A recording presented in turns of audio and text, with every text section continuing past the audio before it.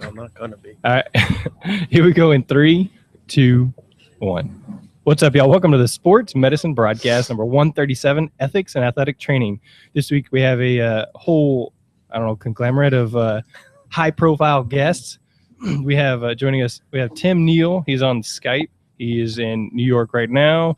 Formerly at Syracuse University, he is the president of TLN Consulting, been in the profession of athletic training for 35 years. The NATA Most Distinguished Athletic Trainer, interim chair for the NATA COPE, or Committee on Professional Ethics, the chair of 2 NATA consensus statements on developing a plan to recognize and refer student athletes with psychological concerns. And then in my field of view, the next person is Kat Marr. She is our current president of GHATS. She's been an athletic trainer for 23 years. She's currently at Klein Collins High School. Member of the NATA COPE for District 6 in SWATA. She'll be presenting this summer at NATA and at SWATA.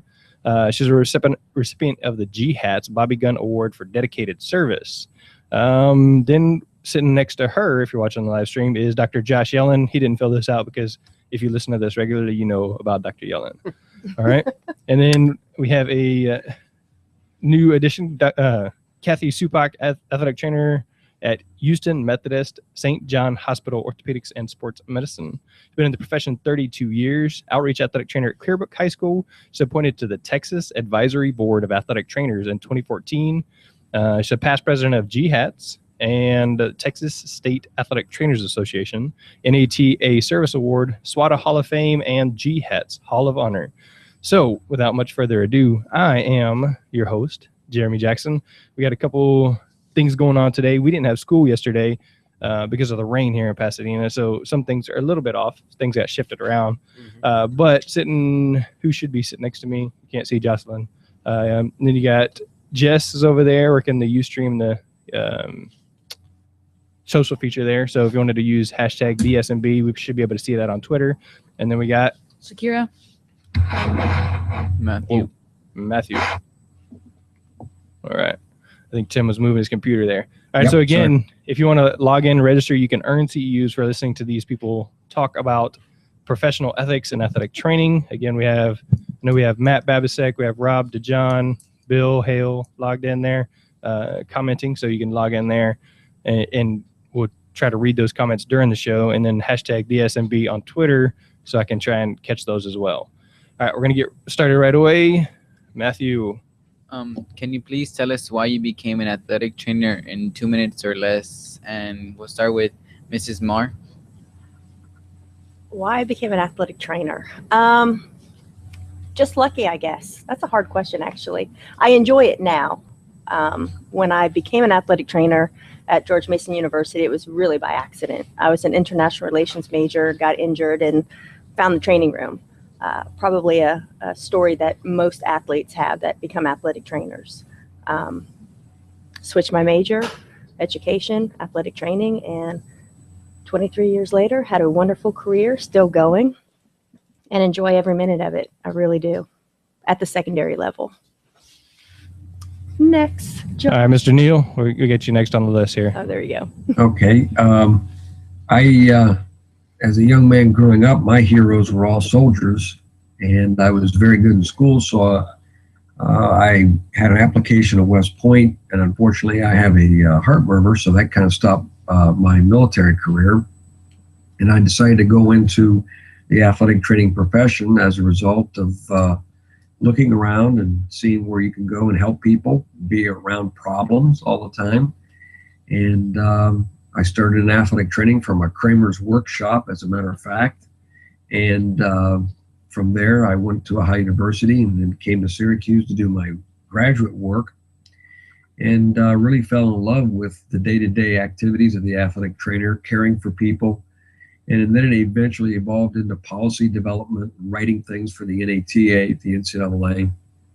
And then that led me into what I'm doing now, which is consulting with universities, law firms, individuals relative to sports medicine issues. All right. Thank you. Kathy?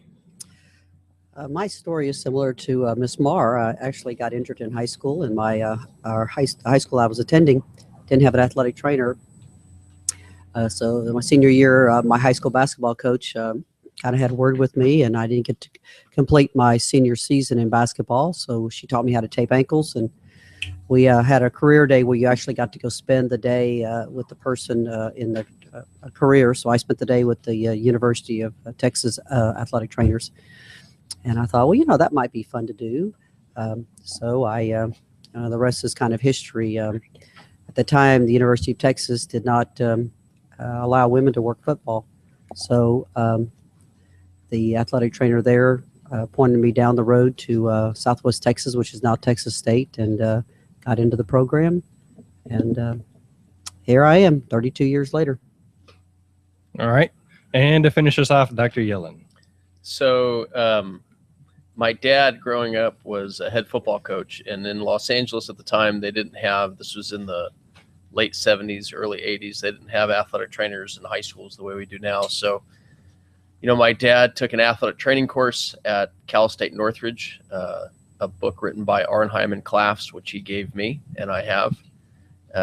And so when I was 6 and 7 years old, I would sit in the coach's office and watch him tape ankles, and I was fascinated by it. Fast forward my life, I became an athlete, and just like everybody else's story, was hurt and was treated by an athletic trainer. And then when I got to college, I wasn't exactly quite sure what I wanted to do. I chose a psychology major at first because I felt like that was pretty generic, and then I took an anatomy class, and it was cadaver anatomy, and I loved it. It was the highest grade I got. And so through a process of elimination, I realized that I love the body. I was fascinated by how it worked. I wanted to know how to fix it. And I didn't feel like I really jived with any patient population besides the active population. And so I was able to, work into the field of athletic training, and got my bachelor's degree at Cal State Northridge, got my master's degree at Cal State Long Beach or Long Beach State, got my doctorate at Southeastern Louisiana University. And, through all those experiences led me to where I am now. That means that it was a really good. We're all out of class. Message from God. There you go. Can you define ethical behavior in common terms? All right. So in general, we'll start with Tim. Since you're sitting on my left, technically, we'll start with Tim and then kind of work the way around. Anybody feeling free to jump in at any time. So Tim, can you define ethical behavior in common terms? Well, ethical behaviors really is knowing and doing the right thing. I think that ethics is really the study of rules and standards and principles that really determine the right conduct of an organization or a person. Ethics are based on moral values. In the profession, in a profession, ethics provides that foundation from which to judge the rightness or wrongness of decisions or behaviors. I guess you could say that ethics are kind of like the conscience of a profession. And I think that ethics is linked to the professional ethos of an organization in terms of it's the fundamental character or the spirit of an organization. It is something that helps define what your practice should be and how you're supposed to approach what you're to do as a profession. All right. Anything to add? No, he's spot on. Doing the right thing. Josh, you're never short for words. Yeah, I would go and add to it that I think in any profession, people need to have a clear understanding of you have rules and laws and regulations, and then you have ethics. And I think along the lines of what Tim just said is that ethics really kind of defines the ethos, is the conscience of what we do and how we do it. And a lot of times what people may practice in a particular mindset or paradigm of thought where they're not breaking the law or breaking the rules, but they also may not be ethically sound. Yeah. And so people need to be able to connect the dots to these two things. And these are two very separate conversations. Right. All right. So then we can get right to it. We're just going to address some of the ethical issues that we've seen. This came about because Kat sent out a email just asking for feedback about some gambling, that athletic trainers were gambling on sports games. And then, there's always obviously a question, because you're a medical professional, you can kind of control the outcome of that game hey, coach, he can't go, or yeah, he's good to go, that kind of thing. And so, I mean, it would seem that's cut and dry unethical. I mean, that's like what Pete Rose got banned from the Hall of Fame for betting on his own game. So I don't know. All right. So I'm sorry, Cathy, I didn't give you a chance. Was there any other definition? Nothing to add. Okay. They summed it up greatly. Okay. Thank All right. you. So we'll start there again with Tim. Thoughts on ethical issues, and we'll start with gambling. Well, gambling is something that you can legally gamble, but unfortunately, what we're hearing and seeing at times in the media or through studies is that you have athletic trainers who are gambling on sports, and it could cross over into your own team or against teams that you're playing. That kind of gets into the principle number 4, which is members shall not engage in conduct that could be construed as a conflict of interest or reflects negatively on the profession. And I was part of a writing group that had an article published in the Journal of Intercollegiate Issues, or Issues in Intercollegiate Athletics, that reflected the fact that there's a higher percentage than you would appreciate of athletic trainers that were surveyed at the Division I level who gambled on their own team, or gambled upon teams they were playing, or they knew another athletic trainer who was gambling on their team.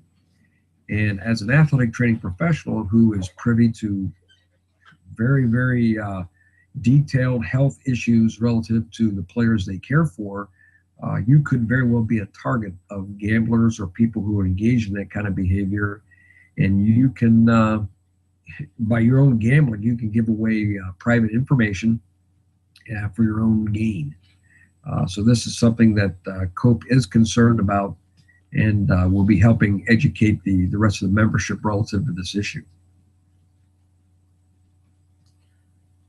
All right, so you're the one that sent out the email that kind of got me started here. So what was your... Well, we've got the email through the COPE, something that we were starting to discuss, and specifically on a article that was just written regarding athletic trainers and gambling, like Tim mentioned. So I just kind of wanted to get a read with the GHATS board. I didn't send it to all of GHATS for their input, but just wanted to think kind of outside the NATA with GHATS and the licensed athletic trainers in our area, what they thought about the prevalence of gambling and maybe the pitfalls. Because again, being an athletic trainer, coming around March Madness, we go ahead and participate in those office pools. And so how ethical is that? Is it okay for me to gamble if it's not my team? Or since I'm in high school, NCAA or professional? Versus, I think Bob Marley raised an issue in our email discussion about maybe the smaller town football game. Are they injured? How are they going to do against the rival? As an athletic trainer, again, you do hold some information that could be critical in those, barbershop gambling, who's going to win situations.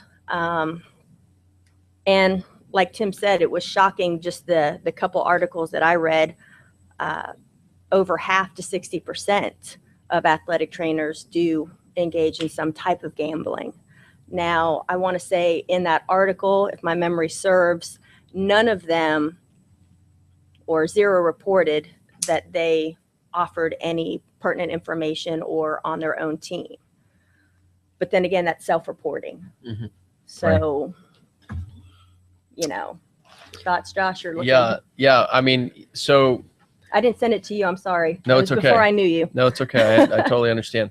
So in our student handbook for the Master of Athletic Training program at UH, we actually have a gambling policy. And the reason why we wrote that policy was because, I look at gambling as it's a multifaceted issue, right? And the issue is this. Gambling can certainly have an impact on, how you treat your patient population, on your interaction with your athletes, right? And as an athletic trainer, we're healthcare professionals, and we have to keep the greatest amount of objectivity when we're treating our patients. And our patient population, for the most part, is significantly different than the patient population of other healthcare providers, right? And so you're right.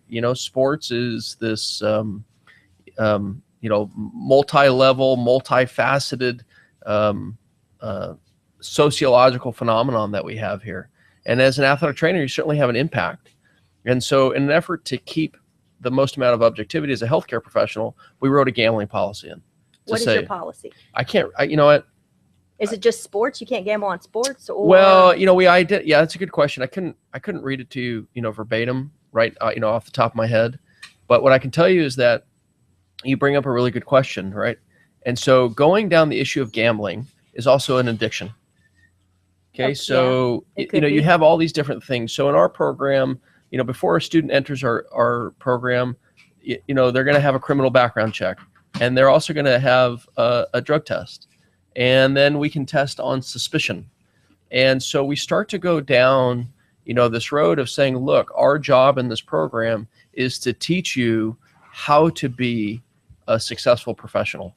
And part of that is I need to be able to maintain, the most amount of objectivity. And so we put in the NATA ethics. We've put in the BOC standards. We put in the state of Texas laws. We put in all those other things because gambling is a part of a bigger issue, right? And so, you start to get, geez, I only get, my team is not in the Final Four. And so I participate in the bracket. Well, geez, is that really that big of an issue? If I polled the rest of the United States, I bet you 75% of the population of the United States did the same thing. But you have to understand, as a medical professional, your standard of care, your standard of ethics needs to be at a higher level. And so we wrote that gambling policy in, just like we have a social media policy, just like we have a dating policy. We don't want you dating, an athlete, a patient. We don't want you dating each other, right? Because you start to it's this gray area. And it's hard in these types of situations to remain black and white. But there's this gray area, and you need to be able to define it. It gets back to ethics, right? Is this an ethical decision? If I'm an athletic trainer for one of the Final Four teams and I bet, I didn't know that my team was going to be in, just stay away from it. Just stay away from it. If you have a chance to get in it, just stay away from it. You brought up the Pete Rose, right? I think the biggest debate is Pete Rose should be judged on his performance as a baseball player, not judged on what he did when he was not playing. But you get into this larger picture, right? And it becomes, the water becomes muddied. Stay out of the mud. Just keep going down that path. Unethical versus illegal. And again, sometimes they're two separate. It's not illegal to bet on a game, but it can be unethical given your position. I think that has what you're talking about. And I think people need to be able to recuse themselves of certain things, just be able to say, look, I can't participate in this because of X, Y, and Z. And I think Tim brought up a really good point. Geez, you may know some information about one of your patients. That's a HIPAA violation. Now you're into the law, right? So It's this real gray area. My advice is don't do it. And if you are going to gamble, if you are going to bet, make it a handshake, make it a cheeseburger, do something simple. Don't get into the, it becomes a slippery slope. My question to Tim would be, this is all very educational for me. I'd never actually had given any thought to the gambling till I saw it on the agenda. But is the National Committee, the COPE, going to do any more than just educate? Are they looking to go any further as far as, once you find an athletic trainer that actually has provided information, to people who are actually using this information to place bets? I'm very interested, actually from the regulatory side for Texas and finding out. So perhaps it's something that might need to be discussed at at the state level, because that would be a very interesting topic for us to hear, for those of us that sit on the state level, because like I said, I'd never get any thought to it, and it's very, very fascinating. Yeah. Well, COPE is really set up to do several things. One of its primary functions, of course, is to educate. the thing is that COPE is not a, I guess, an arm like a police department or a FBI or something like that. We're not out looking for people.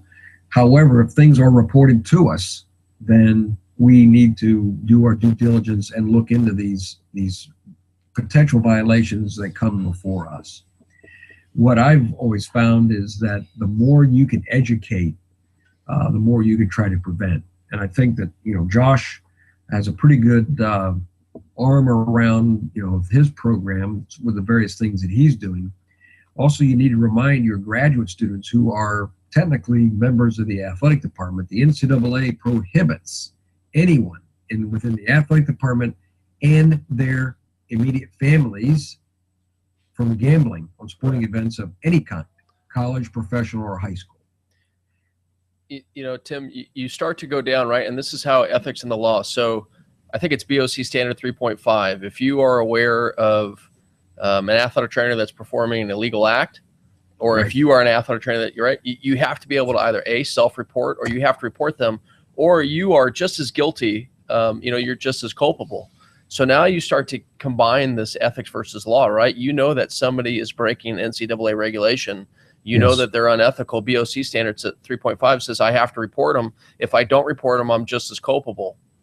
And so now you start to jeopardize your national certification. You're going to, once you do that, with the exception of the state of Texas, because they have an independent licensure. And then, California doesn't have any regulation at all. But all the other states, if you lose your board of certification, you lose your license to practice in that state. Right. And that's it. And, Yeah. I think, what you're talking about is really principle 2.3. And that talks about members shall report illegal or unethical practices related to athletic training to the appropriate person or authority. What you're going to find is you have individuals who are aware of unethical behavior or potential unethical behavior on the part of members. Do I report this or do I not?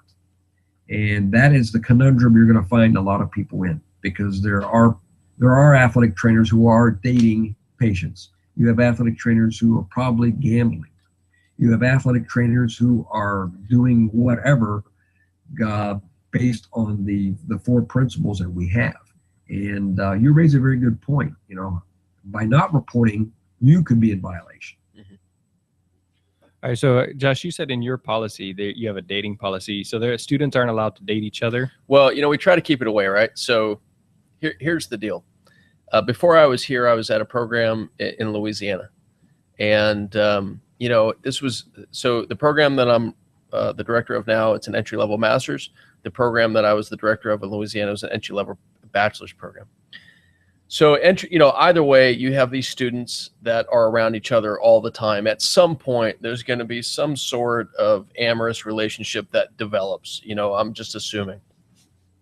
And so in the other program, I think maybe 5 or 6 couples, that developed over time, and they got married and they had kids, and that's something that is, fairly unique, and it always puts a smile on my face. Anybody knows me really well, they'll know that I love love, right? And so I think it's great. However, I always had this policy: if something's going on, I want to know about it. That way, I can keep the two of you away from each other. Let's say that some sort of amorous relationship. And it's more, in my opinion, just by observation. I have nothing to back this up on. It was more common in an undergraduate program, because you had undergraduate students with undergraduate student athletes, right? Mm-hmm. And something was going to happen. I wanted to know about it, right? And I'd always say, I don't want you to do it, but if it does happen, I need to know about it, because the second I find out about it, I'm going to pull you off that rotation and push you somewhere else, because I don't want any clouding of objectivity. I don't want anything getting in the way. I don't want that patient being treated any differently, right? So if you have an athletic training student that's dating an athlete, well, that athlete may get better care. But what happens if that relationship goes sour? Well, then now that student athlete doesn't get any care at all. And so I wanted it to be somewhat neutral ground, and as a way for me to teach people, these relationships happen. And that as long as you're open about it and you're able to speak about it, and that we can manage this, When I had students dating each other, I just want to know about it. Let's say I had two students dating each other. They were on the same, clinical education assignment. Tell me about it. And then I'm going to separate the two of you. I don't want that to cloud your education experience. I don't want that to impact what's happening in the program. I don't want that to be a reflection in our stakeholders. I don't want that to, all those other things that go into it. And so, right, that's the policy, and that's the policy that I adopted for this program, is that I want to know about it. And that way, I can manage it, because I don't think it's very ethical, right? We're talking about, I don't think it's very ethical to be in that type of situation in an educational experience. Now, I know plenty of athletic trainers. I know plenty of healthcare providers that maybe they're in a relationship with their spouses and they work in the same organization, or they own a company together, or whatever that may be. That's fine. They're out of the program. They're professionals. You go do what you want to do. My parents are a perfect example. My parents are psychologists. My dad was a head football coach for 20 years, went back for his PhD. My mom's an educational therapist. They own their own practice together in Los Angeles, California. They work together, right? They're husband and wife, and they're also business partners. How they manage that is their deal, but they do a very good job of it. And they've had some experience. And so I think our job, and I'm speaking just strictly from athletic training education, and I've made this statement a few times. I think now, and Tim, correct me if I'm wrong, you probably have better data than I do, there are over 41,000 athletic trainers in the country, correct? Correct. Okay.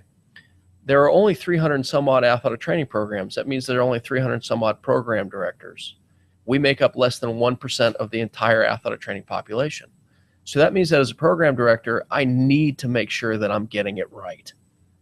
Because if I don't get it right, the 99+% that are coming out, they're not going to get it right either.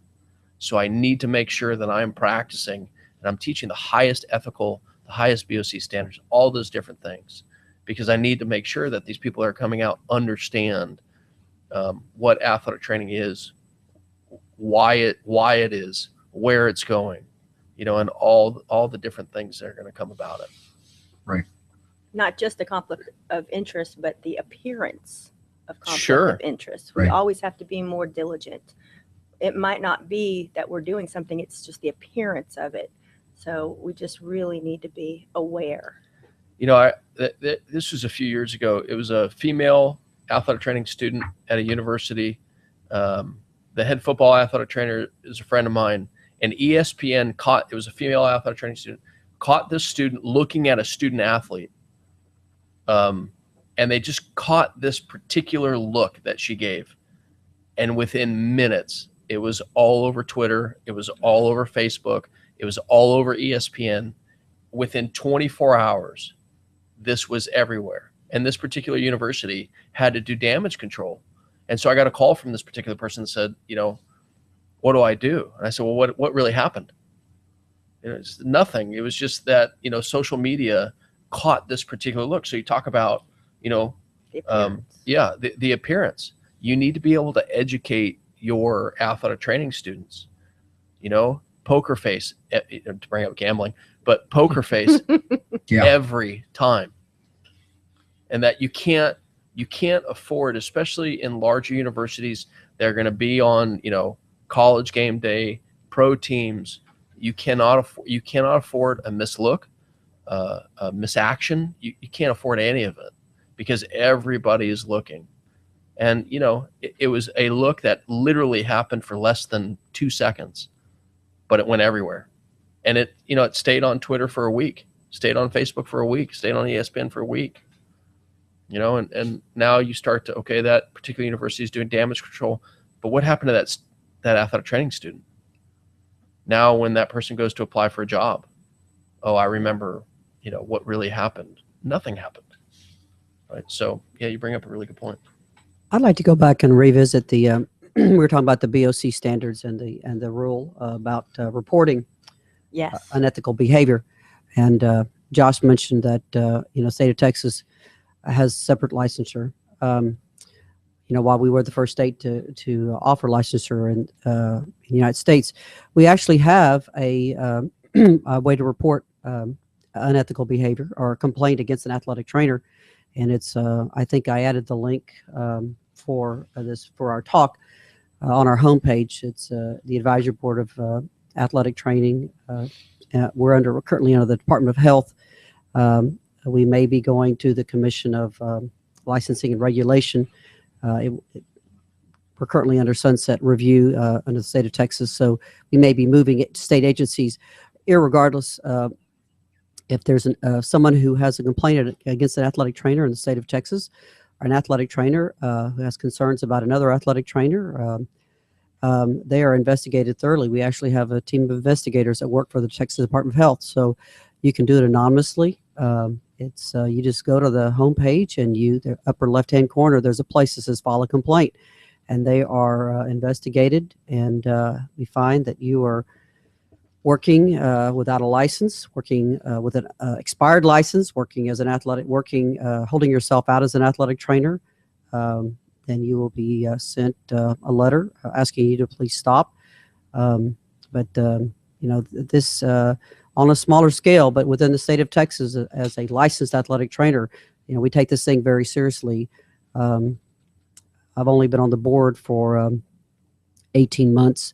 And when we do meet, which is usually every quarter, the executive director who is the liaison, who actually attends BOC regulatory meetings in Omaha, reports back what the BOC is doing and gives us a report of either suspended licenses or members. So the board is aware of what's going on. So people may not know that, but we do take the people who hold a license in the state of Texas very seriously, to a very high standard. So I just want to make sure that people knew that. So you hold a state license and you're practicing as an athletic trainer, we want to make sure that they're getting the finest care as well. Along those lines, I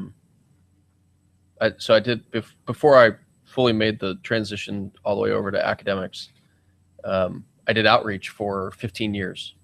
And it was not uncommon for me that, in the communities that you work in, all the athletic trainers. And so if I found, if I came across somebody that I wasn't familiar with, the state of Texas or each state that you practice in, they have a registry. I can go look you up. I'll go look up your license number. For the BOC website, you can go to the BOC, I think it's bocatc.org. You can find, a free way, and I'll look you up and I'll find out, do you have a state license? Do you have a BOC number? If not, I'm going to report you. And the reason why is because it goes back to what we talked about, right? It sounds like the NATA and their ethics, Tim, I think you said it was 2.3, right? Yes. Okay, and then the BOC standard 3.5, right? They're really saying the same thing. Right. And so what I don't want is, I don't want you calling yourself an athletic trainer when you're not. I worked really hard for those letters. Second of all, we need to be able to protect the public. And so it's about protecting your profession.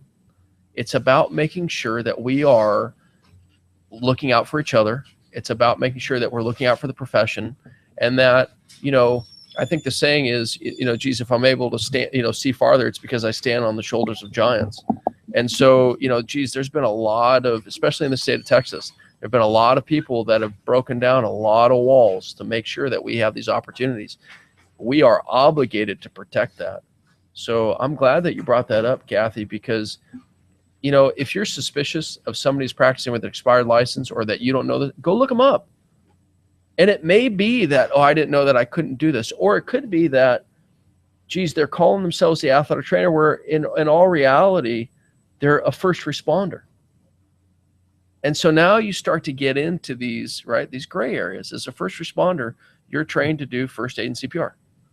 First responder is not trained to tape ankles. First responder is not trained to rehab. First responder is not trained to diagnose concussions. All those other things.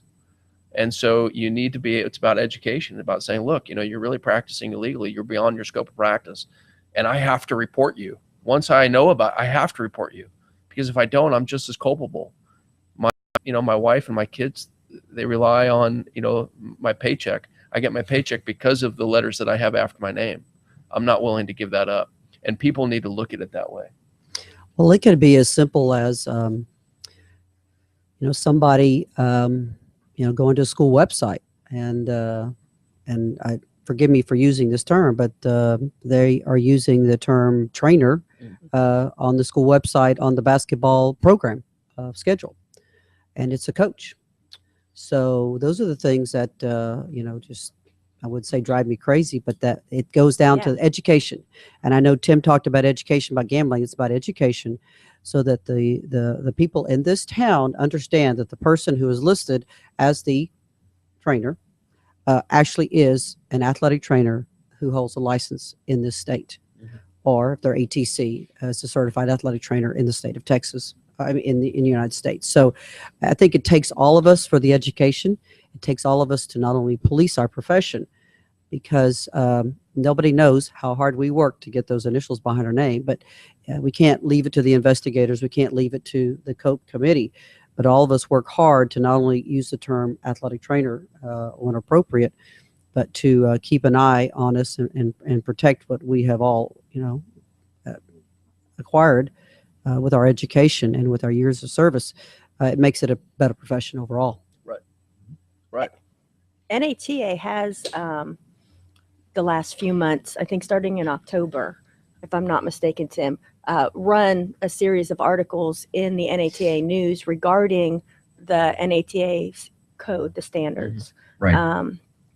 And I know that we're trying to do the education, and we've talked a lot about young professionals, trying to hammer, to them, these are the codes and the standards, because I do think, I'm not speaking out of turn, but the three of us are more of the older guard. So we do realize the distinction and the lines that are within student, patient, athletic trainer. And I think some of the young professionals, especially now with the social media and maybe some of the issues that they have with social media, they are more familiar with each other.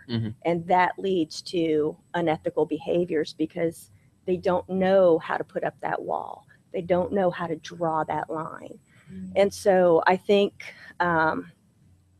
with COPE and NATA, we're trying to educate not only the members and the young professionals, but going back to reporting, that is a very big deal, because I want to say all but maybe one of the cases that we have were not reported by members.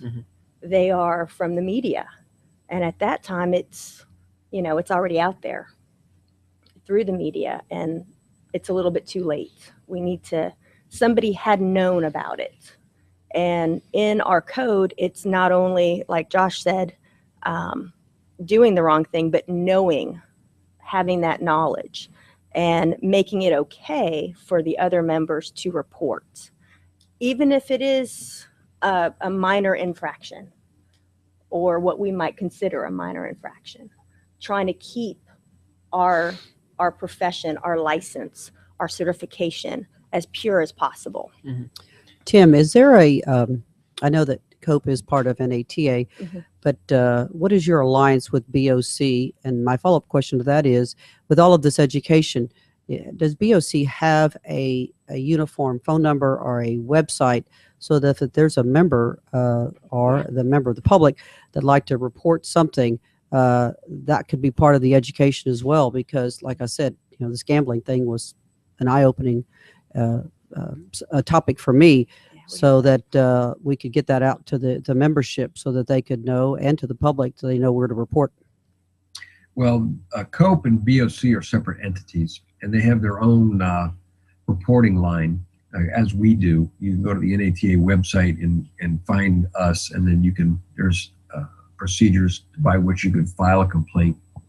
There is an effort on to combine some of the things we're doing with BOC, Katie, COPE, in order to try to streamline that and develop some things in the future that I'm involved in that the membership will learn more about in the future. But you bring up a very good point, because there are people out there who practice unethically. And we're not talking about a one-off or a situation where, they may have acted out or something of that nature.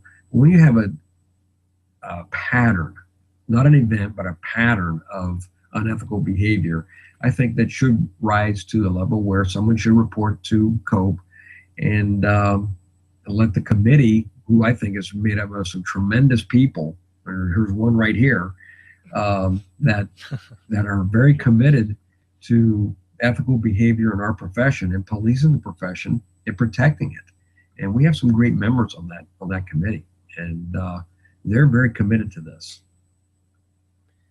Thank you. Okay, I got a question from Matt via Twitter. Hey, Matt. So he Hello, wants to Matt. know about holding or not evaluating a club sport athlete, and so kind of along the same lines as a visiting athlete. So I'm at a soccer playoff game, and my team's playing. The other team doesn't have an athletic trainer. This is playoffs, right? Right.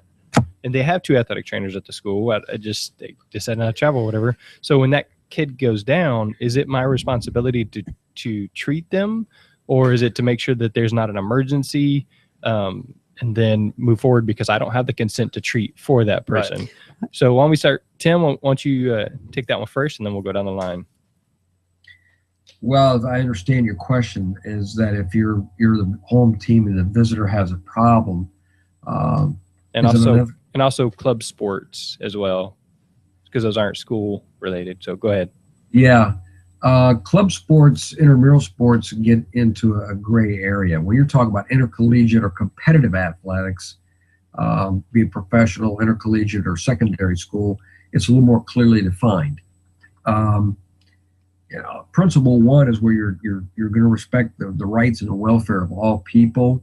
So, it certainly if you're in an intercollegiate setting or secondary school setting, and you're the home team and the visitor has an injury and they did not bring another athletic trainer, and you're asked to look at them, you should look at them and care for them, because that's part of our code of ethics, principle 1. For a club team where the person who's playing for fun is not so clearly defined. Oh, me? Well, at the secondary school, I can speak to that because that's where I work. We do have an informal agreement that when your team comes to my campus, I'm going to take care of them. When my team goes to your campus, you're going to take care of them. And we communicate, text, call, this athlete got injured, this is what we're doing. I think that in the Houston area,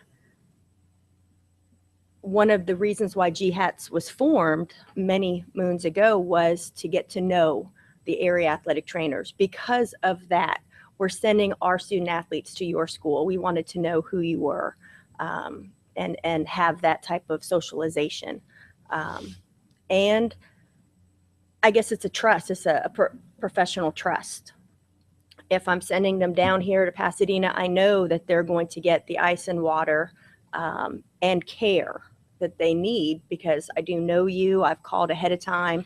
I think the same thing with playoffs. We actually recently had an issue with playoffs. And do I cover a home event or do I go with playoffs? 3 different events, 2 athletic trainers. Where do we go? And I think one of the concerns from my coach was exactly that. Well, if we have a student athlete that gets injured in this playoff game, that other athletic trainer may hold them out. Not really to give that other team an advantage, but of course, as a coach, that was their mindset. Mm-hmm. As an athletic trainer, that's never been my mindset. And I would hope that the other athletic trainer would not do that as well.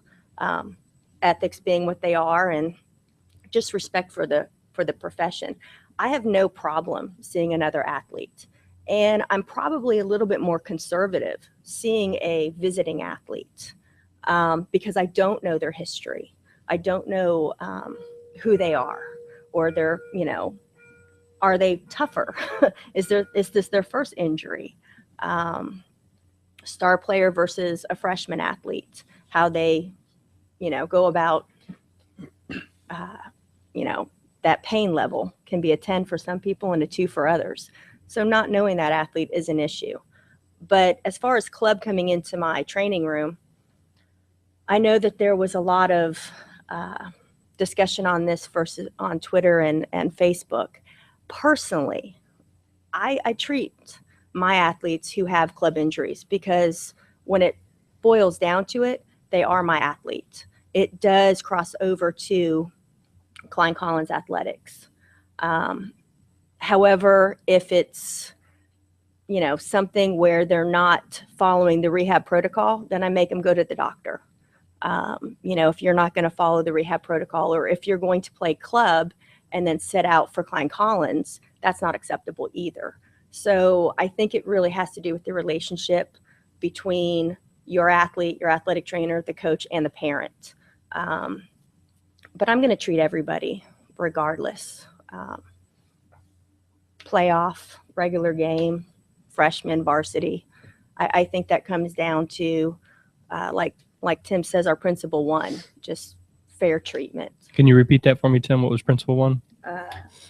Principle one is where you will treat every person with respect and dignity, and you're not going to discriminate against people, against a protected class.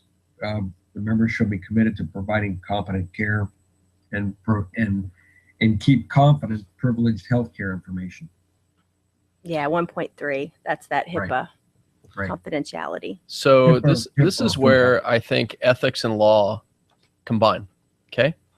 And here's the reason why. So let's bring up these two scenarios. So let's say I'm an athletic trainer and my contract reads, I am to treat the student athletes of whatever university, or, for instance, part of my job is I work with the astronaut rehab program at NASA.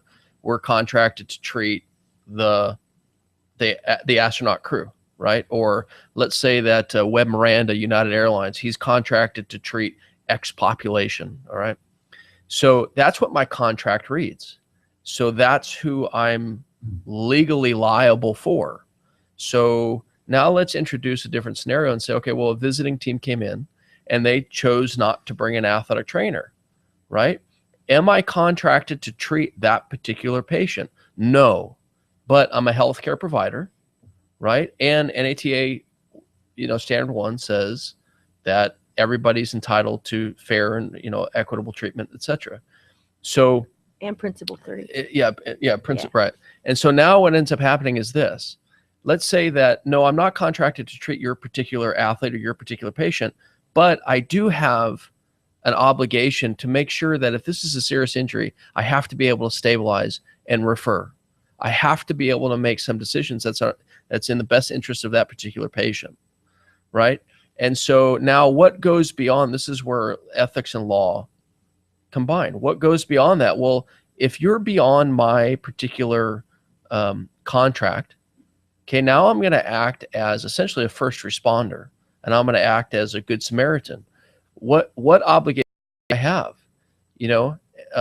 Should I use my skills to rehab, that particular patient that's not under my contract? Should I do this? You're getting down a gray area, but I certainly have an obligation to treat to the best of my ability and then refer back to that athletic trainer, to be able to communicate with that athletic trainer, to refer to my physician, to refer to, whoever it is that I'm directly reporting to. And so this is a case where I think that law and ethics go hand in hand.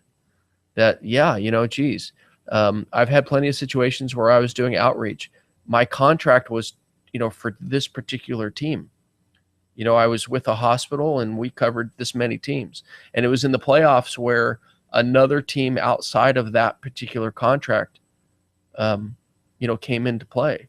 And they didn't bring an athletic trainer. They didn't bring a physician. They didn't bring anybody. Mm-hmm. Okay, so my conversation with them was always, if you feel like you need somebody looked at, please come get me. And at least let me look at them to make sure that they're okay, right? And then we can make some referrals from that point on. But I think that, unfortunately, in today's litigious society, we have to be very careful about, this is who I'm contracted to treat.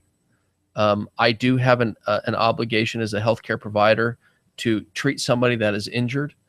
The NATA Code of Ethics says it. The BOC says it. Medical ethics says it.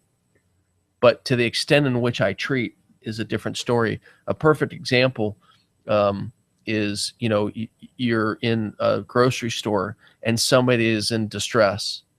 and you identify yourself as a healthcare provider, you have to treat. Does it mean that you need to be able to use all your skills as the athletic trainer? No, you need to use your skills as the first responder, right? And stabilize and get them to the next level. That Good Samaritan. Yeah, and so that in my mind, that's where these two entities combine. And that if I'm treating somebody, and Kat brought up a really good issue, I don't know your history. So what happens if, I'm going based off what you just told me, but I don't have access to your medical records. So what happens if I make a decision based on the information that you gave me, but the information you gave me was not correct? Now I've set myself up for legal liability issues. And so I've got to be able to walk this line. I've got to be really careful about how I do it. Yes, I'm going to treat you, but I also need to, understand the law and, the contract in which I'm to treat. Well, I'm going to expand on what all my esteemed colleagues have said. First thing I'm going to talk about is the playoff game scenario. It comes down to communication. Have you communicated with the other team's athletic trainers? Who's the home team, and are they going to be there? If you've done that, then you know exactly who's going to be on the other sidelines. And agreed, I think if they're not going to be there, then you have an obligation to take care of those athletes. Actually, in all of my years, I have never ever seen an athletic trainer deliberately hold somebody out. And if it happened, I didn't know about it. If I'm looking at other athlete, I usually am a little bit more conservative. And, before to make my determination, unless it's, a clearly catastrophic injury or one that requires, EMTs and a ride to the hospital, I'm going to consult with that athletic trainer and ask, questions and about the athlete and visit with the parents if they're there and visit with the coach. And we're going to make a determination so that coach feels comfortable that I'm doing everything I can to get that kid back in the game, not just show up on the sidelines and, make a glance over there and go, that kid's done. And so I think it's all about communication before, during, and, after the injury. The club issue is, it's huge. It's huge. And a couple ways to look at it is you're working for an entity, as Josh just said, and that entity, whoever you're being paid to take care of, has to come first. And so if you have a training room full of in-season athletes and you are taking care of outside athletes that have been injured at club, there's an ethical issue right there. You're not taking care of the ones that you need to take care of. And so the school district, that I have worked within by contract for the last 23 years, we finally had to come up with a policy, and we've made it very clear to all the parents at all the parent meetings. And basically it's this: if you're injured outside of an athletic event that is sponsored by the school district, is, whether you fell running down the stairs at home, tripped over the poodle, or you got hurt at club, then you're going to need to see your family physician and get a note. And then we're going to treat you. But the athletes that hurt at school have to come first. And there's two reasons for this, especially with club injuries, is if you get hurt at school and whether you see your doctor or we're treating you on our own, we're working under the advice and consent of a physician. And our coaches know that if you're being held out either by a physician or by ourselves, you're not going to play. And we have a pretty clear understanding you're not going to play because those coaches value their jobs. But if I take a look at you and you're being held out by a physician, and you go to XYZ club volleyball practice and that coach says, you know what, you need to play, then it will get back to your physician. That physician is going to hold that athletic trainer, say, you know what, you got the note and this athlete played. Why is that? So there is a huge liability issue there. So this is why any injury that happens outside of an interscholastic injury has to be seen by a physician, at least in the district I work at. And we do not have an issue with the parents because we communicate. So my answer to this question comes down to communication. And it's like parenting. You do the same thing with every athlete. You don't make any exceptions, and you don't have a problem. So then that is kind of something Kat talked about, but it's also kind of my next question is treating varsity athletes different from freshman athletes? No different. Because one of the things you said is, is it a freshman versus a star athlete? And so, like, does that make a difference in any way? And I know a lot of people that will take varsity players for practice, but they won't take freshmen for practice. And I don't understand why. I mean, it's unethical and it's illegal. That's old school, and it's I It see is it old changing. school. Yeah. That was the Yeah. way it was when I started. They take varsity, and that kid would never see the field, and you see a freshman that needed it. But I see that's changing, and I'm very happy about that. If you're injured, you'll be seen. Okay, it doesn't matter what level you're playing on. But I'm glad that practice is going by the wayside. Yeah, it's unethical. It's illegal. Along those lines, and the one thing that I always had students, by my side whenever I was out, covering games, whatever it was, and I'd always make them see both, the freshman or the frost-off games and then the varsity games. I wanted them to see a few different things. One is I wanted them to see, the development factor. I wanted them to see the competition factor. I wanted them to see the difference between speed, collision, if we're talking about football, that kind of stuff. The intensity. But then I also wanted them to see the psychosocial aspect of it. Let's say that, it's a football game and I've got a freshman or a sophomore kid that's never taken a real hit before and gets hit. What's your pain scale? It's a 10. I think I'm going to die. Right? Okay. Mm-hmm. So, yeah. Versus, the one that has taken some hits over the last few years and understands that there's going to be some injury, that understands there's going to be some collision. And so the idea is that they're not going to be treated differently, but you're going to have some other factors that you need to be able to work through. Right. And so along those lines, I had a sophomore player that in his mind was just not capable of defending himself properly. The coach was on him, kept sending him in, and he could not compete. And so he finally came out, and I actually, he was laying on the ground. I went to him, and he's just crying. I said, "What's wrong?" He says, "I'm scared and I don't want to do this anymore." I don't blame you. So come on. And I got to the sideline, and the coach said, "What's going on?" I said, "Geez, this is bad." This is, "What do you mean?" I said, I think he's got anaxahelia." And the coach said, "What?" And I said, "I think it's anaxahelia." And he goes, "What is that?" I said, "Well, it's pretty, oh man, this must be bad." Right. My job is to protect that patient, period. And so for that period of time, it's anaxahelia. And you know what that allowed that kid to do? Sit on the bench. I don't want to go back in. Protect the patient. It doesn't matter if you're a freshman. It doesn't matter if you're varsity. It doesn't matter if you're the star of the city. It doesn't matter. As a healthcare provider, you treat everybody equally, period, end of story. If you don't, it's unethical. It's illegal. All right, Tim, what are your thoughts there? Josh just admitted he lied to the coach about a medical condition. I didn't lie to anybody. It was evaluated, but upon further evaluation, I'm sure that you changed your diagnosis. Yeah, I got the, I got He the wasn't diagnosing anybody. What are your thoughts there, Tim? Well, I would say that what Josh did was to give a kid a little window of respite and the ability to stay out and kind of reflect. Did that young man ever go back to play? No, as a matter of fact, he quit the sport. Okay. A future athletic trainer, probably. I don't think so. No? A future computer engineer, maybe. Oh, well, but there not- you go. There you go. Yeah.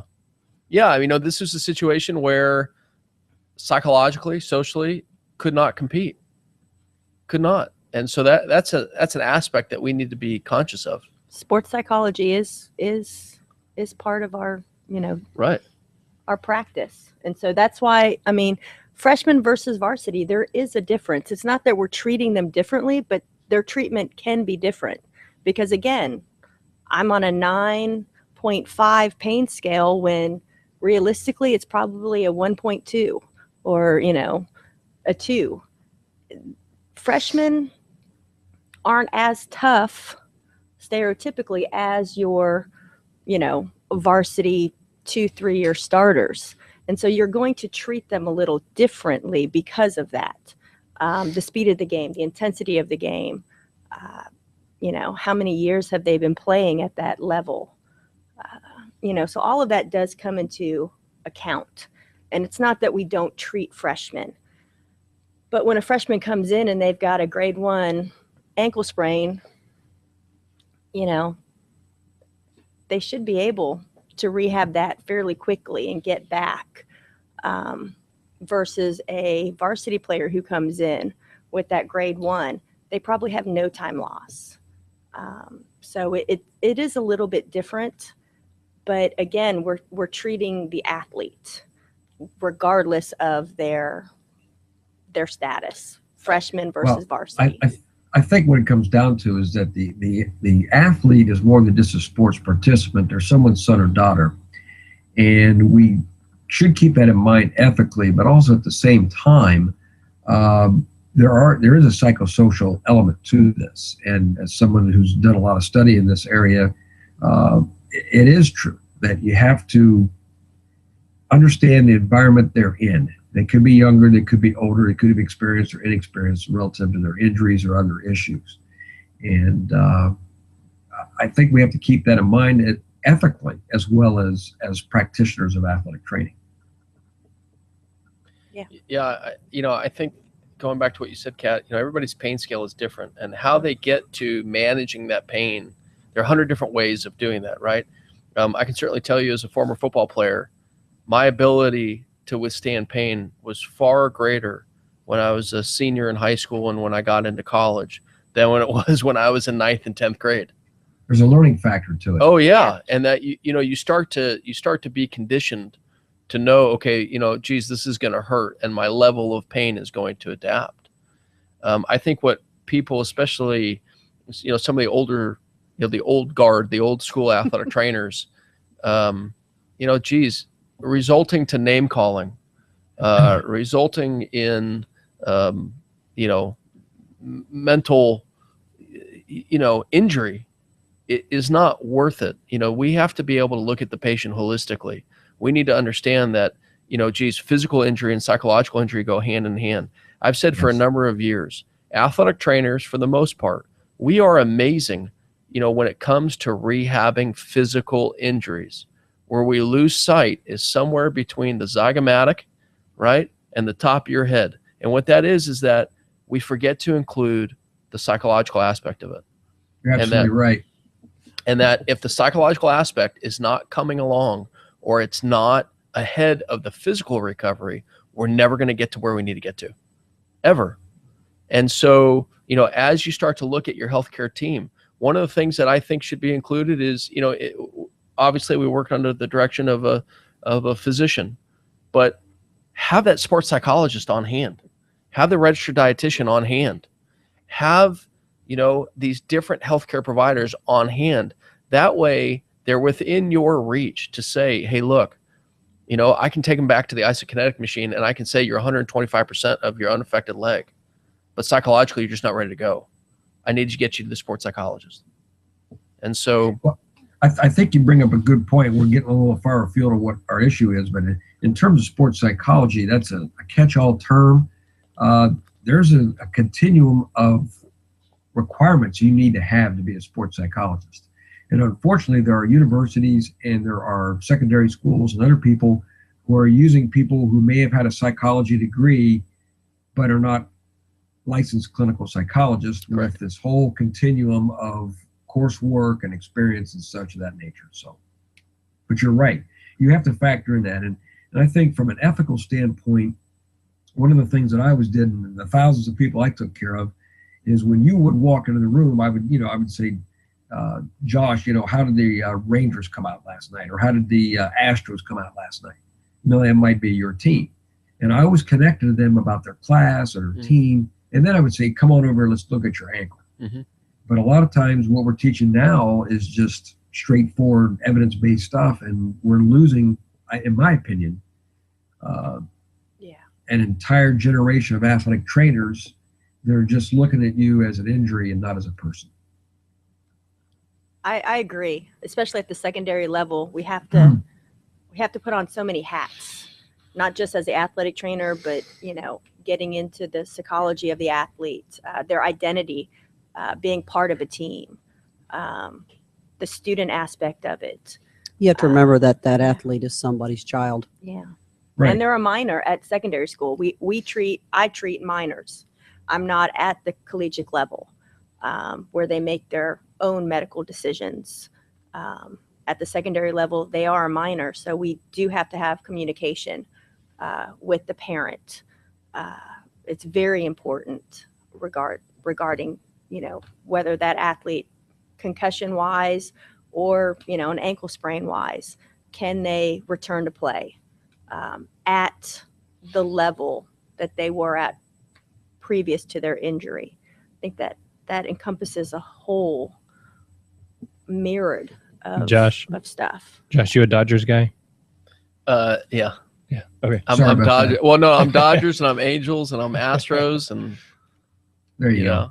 Dodgers, the Go ahead. I Yankees think of you're the about to West. say something there. The Yankees of the West. It's all about the funds. Listen, totally off subject, but when I was a graduate student in Long Beach State, I had an opportunity, right? You talk about treating a population that's outside of, the president of our university, Dr. Maxon, he developed tennis elbow because he would shake so many hands.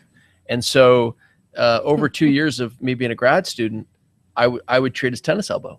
Right. And Long Beach State, if you're a collegiate baseball fan, then Long Beach State, we're always in the mix. The Dirtbags are always going for some sort of regional or super regional or college World Series. Anyway, I think it was when we were playing Fullerton, and so Dr. Maxon saw me in the stands and he called me over to his president's box, and to my left was Tommy Lasorda and to my right was Sandy Koufax.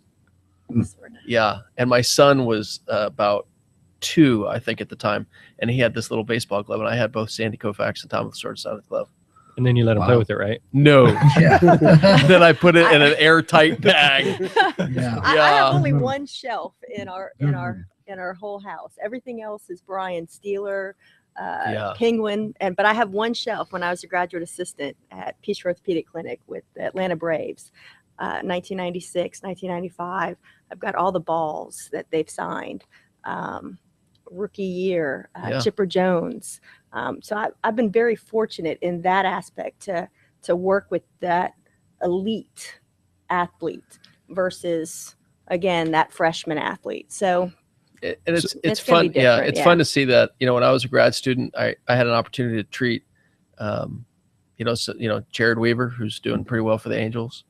I had a chance, Wade Miley, who's with the Boston Red Sox now. He was a student of mine at Southeastern Louisiana University, and so it's fun to see. It's great, and they're up there and go, wow, that's the great part about our profession. When I was at Houston Baptist, again, there was one athletic trainer, there was 5 students, so there was one licensed professional, and the only team they traveled with was men's basketball. We didn't have football. We had men's and women's basketball, baseball, softball, and volleyball.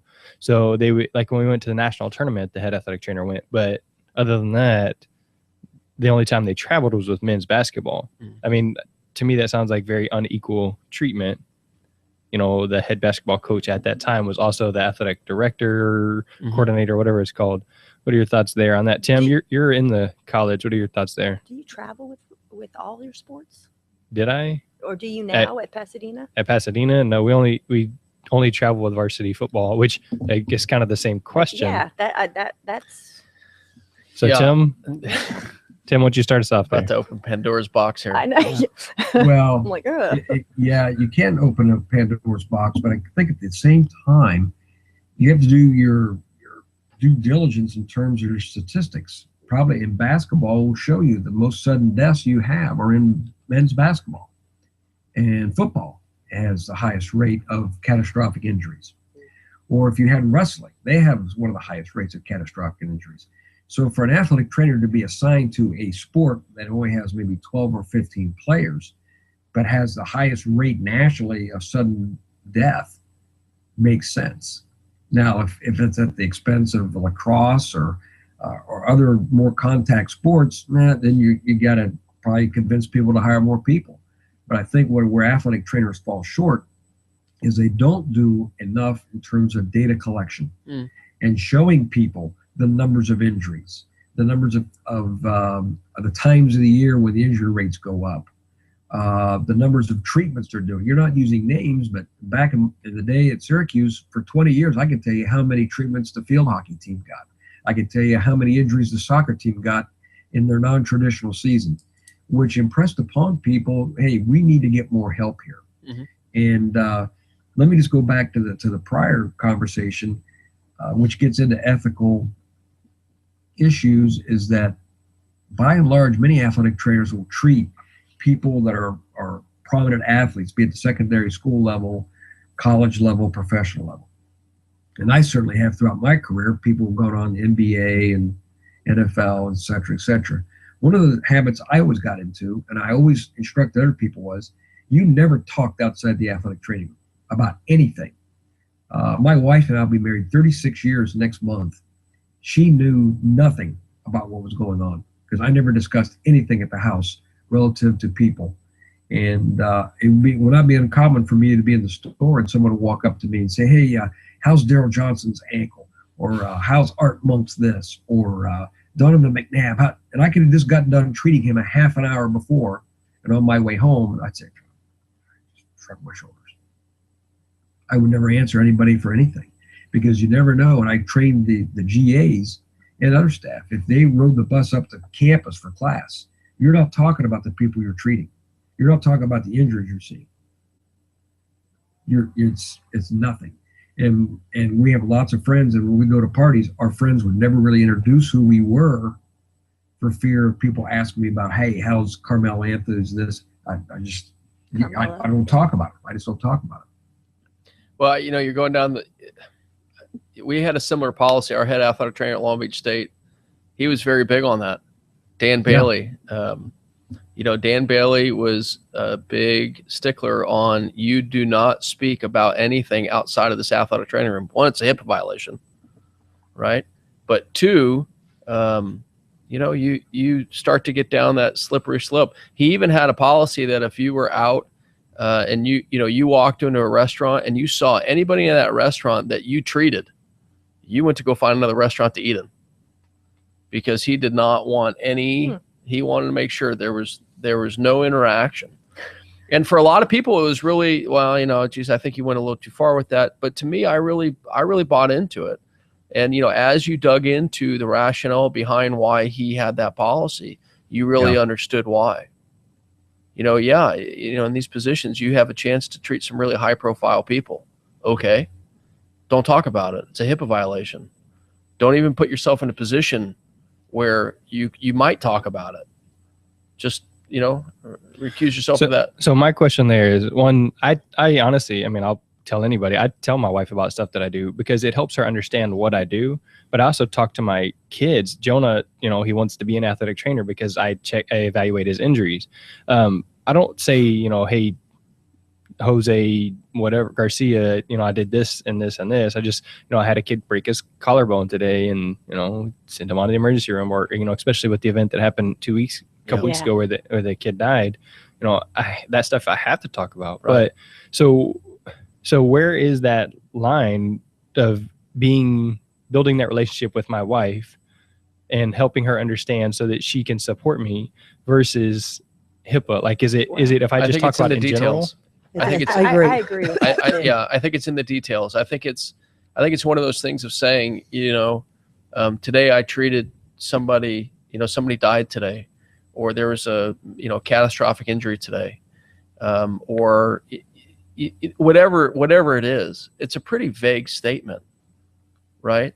It's when you start to get into the details and revealing personal information, that I think it starts to become a HIPAA issue. Here's another thing that people need to understand. As a healthcare provider, especially as an athletic trainer, you are going to see and you're going to be a part of things that the majority of the country doesn't get to see or do. Some of those things you're going to be a part of are going to be hard to see and hard to be a part of.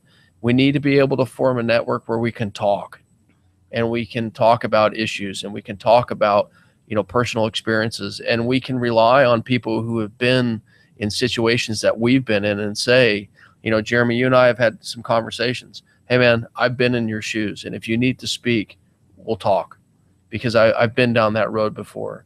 Or, hey, listen, I was in a situation where, this was an NBA playoff or whatever it is. And everything was on me. I didn't know how to handle the pressure. Okay, well, reach out to some other people that have been in that situation. Hey, how did you handle that? I was in a situation where it was an AAU wrestling tournament. It was one of the worst injuries I've ever seen in my life. The coach that was there that came to that athlete's rescue, I'll never forget, his name is Andy, and he looked like the actor Kevin James. He passes out. The mother is crying. She starts to vomit. All these other things. And yeah, you've got to be able to stay cool and do your job and put all those emotions aside and still perform what you're trained to perform. It wasn't until afterwards that the director of the AAU came up and said, are you okay? I said, I need about 5 minutes. And I went outside, and, then I threw up and I cried. And, you have to be able to get it out. But, as they say, the game goes on. I still have a job to do. And so there needs to be some things in place, maybe, Tim, there is that the NATA, the BOC, different state agencies, state organizations, they have this way to talk, and that you can talk through these things and you can address some of these issues. Well, one of the things that is coming forward, of course, things evolve slowly, is about a year or so ago, I was asked to put together something that's called ATC Cares. And it addresses that issue. And we're trying to get the mechanics down. Basically what it is that we identify certain people in every state. So if something happens in your state, for example, I'm identified as someone who's not a provider, but I forget how I put it. You're the primary person in the New York State, 2 or 3 people. And then something happens in Buffalo where someone has a sudden death or a catastrophic injury. I, as the primary person, would reach out to that athletic trainer. And there's a continuum of things we would discuss. And there's some things we would encourage them to go do. Like, do you know where your employer's mental health thing is, for example? How do you access that? So we're tending to all these different things. And then I, as a primary person, would touch base with that person periodically to see how they're doing and encourage them to go talk to a professional. It's one thing to talk to a peer, but it's another thing to talk to a professional that can actually teach you coping mechanisms to deal with those. So that's a little off our topic, but that's coming forward. Tim, that's awesome to hear.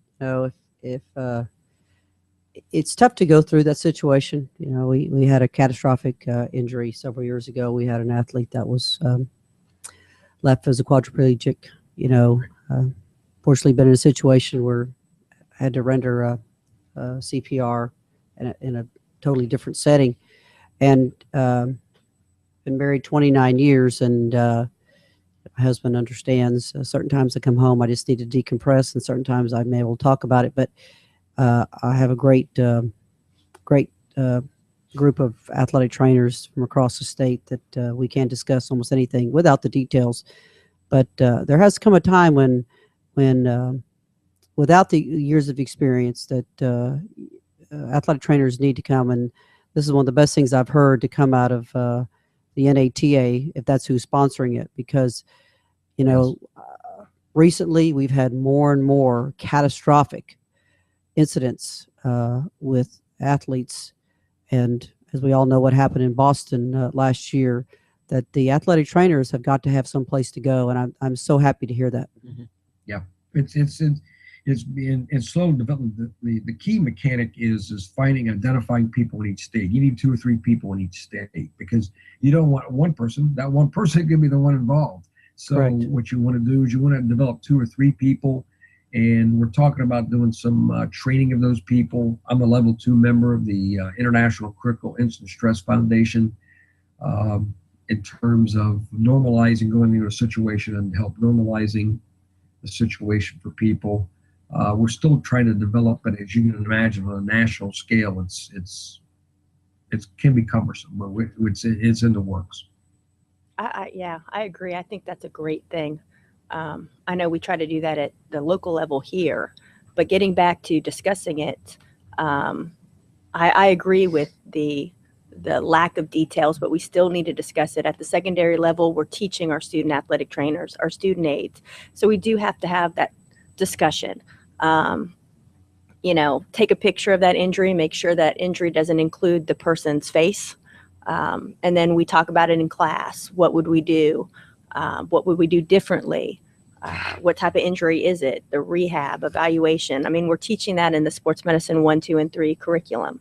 And so if they see it on the sidelines, they're going to ask those questions. Of course, one of the things we teach our student athletic trainers is the appropriateness of when to question, not during a varsity football game, but maybe that Saturday treatment or that Monday in class. So we're still talking about those injuries, but again, without the identifiers. And making sure that our student athletic trainers, that's their peers, especially at the secondary level where I'm at, that's their peers. So, pressing upon them that what goes on in the training room stays in the training room. And I tell them during our mini camp, that's the only time it's acceptable for you to kind of play dumb. I expect them to be intelligent young men and women. But when someone asks you about an injury, that's the best time to, I don't know, ask my athletic trainer. That's the only acceptable time to play dumb. And when someone asked me, I had a parent walk with me, and I'm on the golf cart with a fractured femur and my partner, and we're walking, and a parent who is not the athlete's parent is alongside the golf cart. How is he? Is he going to be able to play? Yeah. And my catchphrase is everything's going to be fine. Whether it's the 1-degree ankle sprain to the, fractured pelvis, everything's going to be fine. We're good. He's good. And we just keep going. Because number one, it is none of their business. Number two, it is a violation. And number three, I'm in the middle of injury right here. This is not the time for Joe Blow to be asking me those questions. It's a little inappropriate too. Jeremy, to get back to your question, that's always very difficult, especially if they're not in the athletic training profession. I think it's just a matter of finding out what works for you, and if a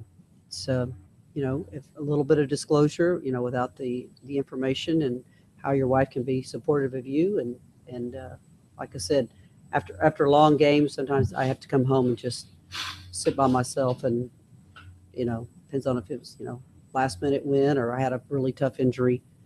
After all these years, my husband has figured that out, and he works as a safety engineer at a chemical plant, and he has days just like that when there's been a horrific injury as well. So it's taken us a few years to figure it out. So hopefully y'all can figure it out a lot sooner than we did. But it's just a matter of communication as well, because you've got to have a great support system, and it starts with whoever's your significant other or whoever is supporting you at home, because you cannot do this profession without somebody. And some athletic trainers don't even discuss it at all. Like, it's work for Tim, but it's a tough profession. And as I was on the Women Athletic Training Committee for many years, and it's evolved into life balancing. You've got to have that balance, because there's too much stress on us to do our job. When we're doing our jobs, you've got to have some way when you come back the next day to be able to focus and to be ready to go. So everybody's got a different answer, but you have to take care of you. Got to take care of you. Nobody's, Yeah. So without putting drawing a solid line, like what are the details that I should not include if I was, say, I'm telling Josh about the incident? Do I just not say the kid's name? Because I think there are certain, right. So there are some details that go into it. Obviously, how did I find out about this? The news. I heard about it on the news, and the news revealed the child's name. Yeah. And immediately I made a connection. That's Pasadena High School. That's Jeremy and Bill. And so immediately I reached out, Right. And so there are certain things that are going to be revealed, other things that aren't. Nobody knows the details. There was an incident in Louisiana where a star female basketball player, she was being recruited. Unfortunately, this was a game where her dad was filming the game. There were multiple scouts from multiple Division I schools, and sudden cardiac arrest, and she died. And so, everybody knows her name. And it was one of those things of, there was an athletic trainer that was there, but it was, for the other team. Mm-hmm. And they initiated, life-saving measures. And so what are the details? Was there a predisposing condition? You don't need to talk about that. Was there medicines involved? You don't need to talk about that. Right. Were there supplements involved? You don't need to talk about that. Is there a family history? You don't need to talk about that. What you need to talk about is this incident occurred. This is what I did to try to treat. And that's it, right? And what you know about that particular patient, right? And again, I think it gets down to ethics and law, and you have to be able to juggle all of this and say, there are certain things that I know about, as a practicing athletic trainer, there are certain things that I know about my patients. That's a HIPAA issue. As a program director, there are certain things that I know about my students. That's both a HIPAA and a FERPA issue. And so you need to be able to make sure that, I'm cognizant of the fact that, at the secondary school level, if you're around education at all, there may be certain, students or student athletes that are on medicines that their physicians have prescribed. That's not anybody else's business. What is public? Geez, this happened or that happened. So getting back to what everybody was talking about, my wife does the same thing. When I would come home on a Friday night, she knew that I'm probably not going to sleep until 2:00 in the morning. And so, I would have my own decompression routine, and, hopefully by the time that I drove home from the game to the time that I got home, I had de-escalated a little bit. If I needed to take a couple laps around, the block in my car, buy me some more time, that's what I did. And there are certain things that I've shared with my wife. Hey, look, this happened or that happened, or this is what I did, or that's how I did, or, and she's very respectful of that. But there are other things that you're right, I'm just not going to speak about, because it's not, it's a HIPAA violation, right? And there are some things, especially with my current position, a lot of people know that part of my contract is to work with that astronaut strength conditioning rehabilitation. And so a lot of people are very interested in that. Oh, geez, do you get to see astronauts? Yes, every day that I'm there, I interact with astronauts. Oh, can you tell us, geez, the latest, did you ever meet Scott Kelly or Mark Kelly? Right. Yeah, I have. And what?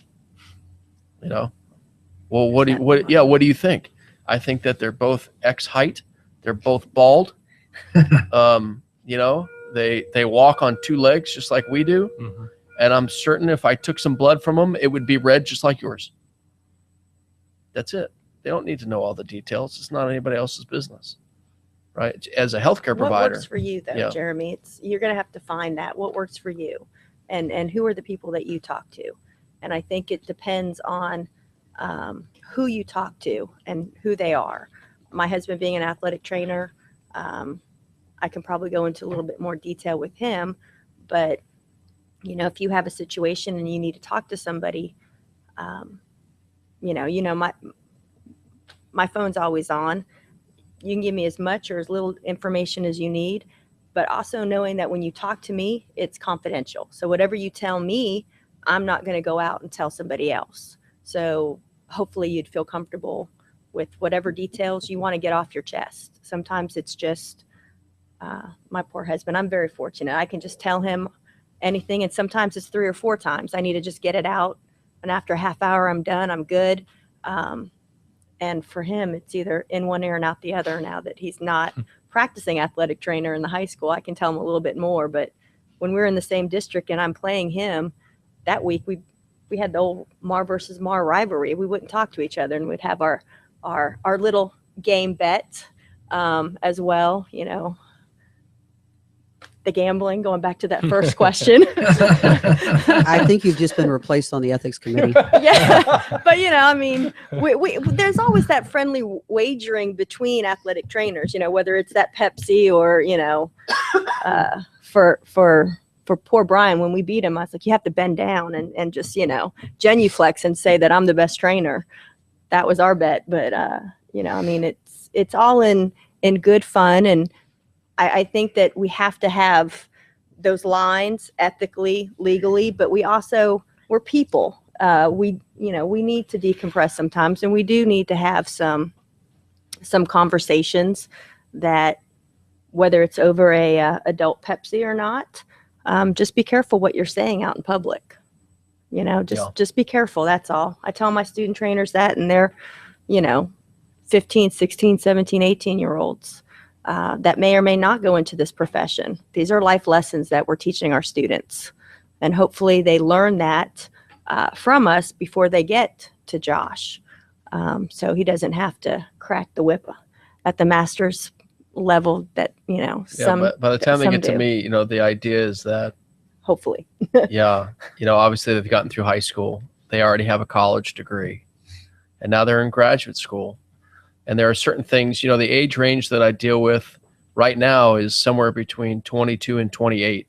I have a student coming in the second cohort. I think he's in his 30s. But the idea is, again, think about where athletic training was. Think about where it is. Think about where it's going. Think about, everything that we're trying to establish now. Some of the, especially with, the recent announcement of the degree is going to a master's degree, higher salaries,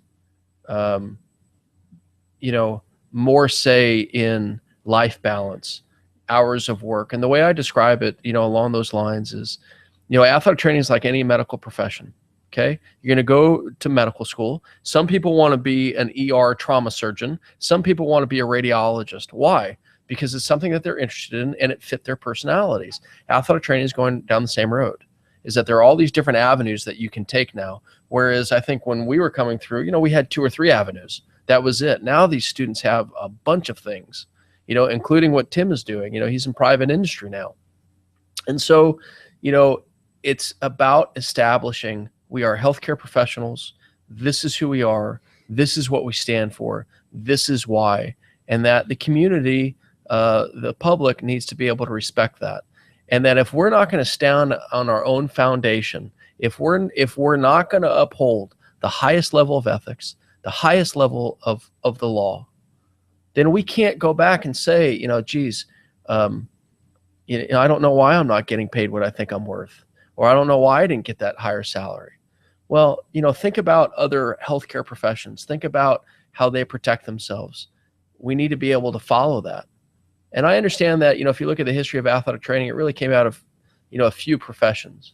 Well, here we are, and we're at a time where, in athletic training, we're at one of those significant points in time once again, and that we need to be able to evolve and we need to be able to move forward. Because the jobs now that we have, you've been in it for how long? 32 years. You've been in it for how long? 23. Tim, you've been in it for how long? 36. Okay, and I've been in it for, I'm just the junior. I've been in it for 20. And so combined, Jeremy, you've been in it for how long? 11. Okay, so combined, this is over 100 years of experience. And so now it's a matter of saying, look, the people that are coming out of these athletic training education programs, my biggest concern is that in 10, 20, 30, 40, 50 years from now, they're still in it, or they used it as a building block, exactly what Tim is doing, right? He may not be in the everyday practice like he was, but he used it to keep moving, right? Similar to what I did. I'm not involved in everyday practice. I miss it every day, but I used it to keep moving and build a graduate program. And so that's what I think this is all about. Establishing, making sure that we are practicing at the highest ethical standard. I think you brought up a few great points. Every time I see a student athlete, I think of my son or my daughter. Every time I see somebody, as athletic training scope of practice expands, I think about my mom, I think about my dad, I think about my wife. How would I want somebody to treat them? What kind of standard of care do I want? That's the standard of care that needs to be provided. Period. End of story. If you don't, you're unethical. In some cases, you're illegal. And that the people that are really there as stewards of the profession to try to protect them, we need to be able to protect that. Another example is, we've kind of danced around the subject, using students to replace professionals. Well, let's say that you were to walk into your physician's office, you have a real medical condition, and the physician says, here's a first-year med student. They can figure it out. No, that's not why you're here. That physician has gone through medical school. They've gone through a residency. Now they've gone through a fellowship. That's why you're there. As athletic trainers, we've worked hard for those letters after our name. Protect that. make sure that you are providing the very best standard of care. If a student wants to be there, let them learn. But don't put them in a situation where they have to make decisions. When we were growing, we were coming through, geez, I feel like I want to write a letter to everybody I came across, either as a student or as a graduate student. I'm so sorry. Right. I'm sorry if but it's a learning process. But with the evolution of the profession, we need to be able to protect that. I agree. 1992 athletic trainer Catherine is not the same as now. So, we learn, we grow. I think that's all we can ask of each other. We're all in different scopes. But I think if we're trying to do the right thing by our athletes, by our coaches, by ourselves, I think, as long as you're trying to do the right thing and you're learning with whatever mistakes you make, you don't make the same mistakes. You're learning from yourself, you're learning from your peers, your mentors. Just talking, I do remember being out of school, my first job or my second job, and I look back and I'm like, how did I get this old? Number one, I don't know how that happened, because I used to be the young professional, and I'm not that anymore. It age kind of creeps up on us, but we learn, we grow, and hopefully from young professionals to the 40s, we can turn into mentors and help the next generation by our experience, by our wisdom. But it's different coming out of school now and coming out of school in 1992. It's different. Virginia versus here in Texas, it is different. We just have to learn and grow. Another thing that I would say also, and I have this conversation with some of the post-professional graduate students, with some of the staff members, and from some of the entry-level graduate students. You don't work for the coach. Yep. That's sometimes the elephant in the room. You don't work for the coach. You're there to make sure that patient population can perform safely. You're there in the best interest of that athlete. If you are a collegiate athletic trainer, go look at your contract. More than likely, you report to the athletic director, just like the coach does. In some NFL teams, you report to that general manager or the president, just like the coach does. And so to be able, as the athletic trainer, to be able to stand up and say, look, this is the call that I made. This is the diagnosis that I made. And this is why we're going to go down this route. And you need to be able to respect that. I'm not going to tell you which players you can play or which players you can't play unless they're injured, right? That's for you to figure out. And so an analogy I always use is that, if I look at the Navy, that head coach is really the admiral of the ship. They need to make sure that all the parts are working. Your job is to make sure that those sailors can do their job. And if they can't, well, they got to go to sick bay until they can return back. And so a lot of times, right, those two entities cross. But, right, you're the medical professional. I've had plenty of comments with coaches to say, geez, coach, if you make the wrong call, you get a slap on the hand. If I make the wrong call, I lose my letters to practice.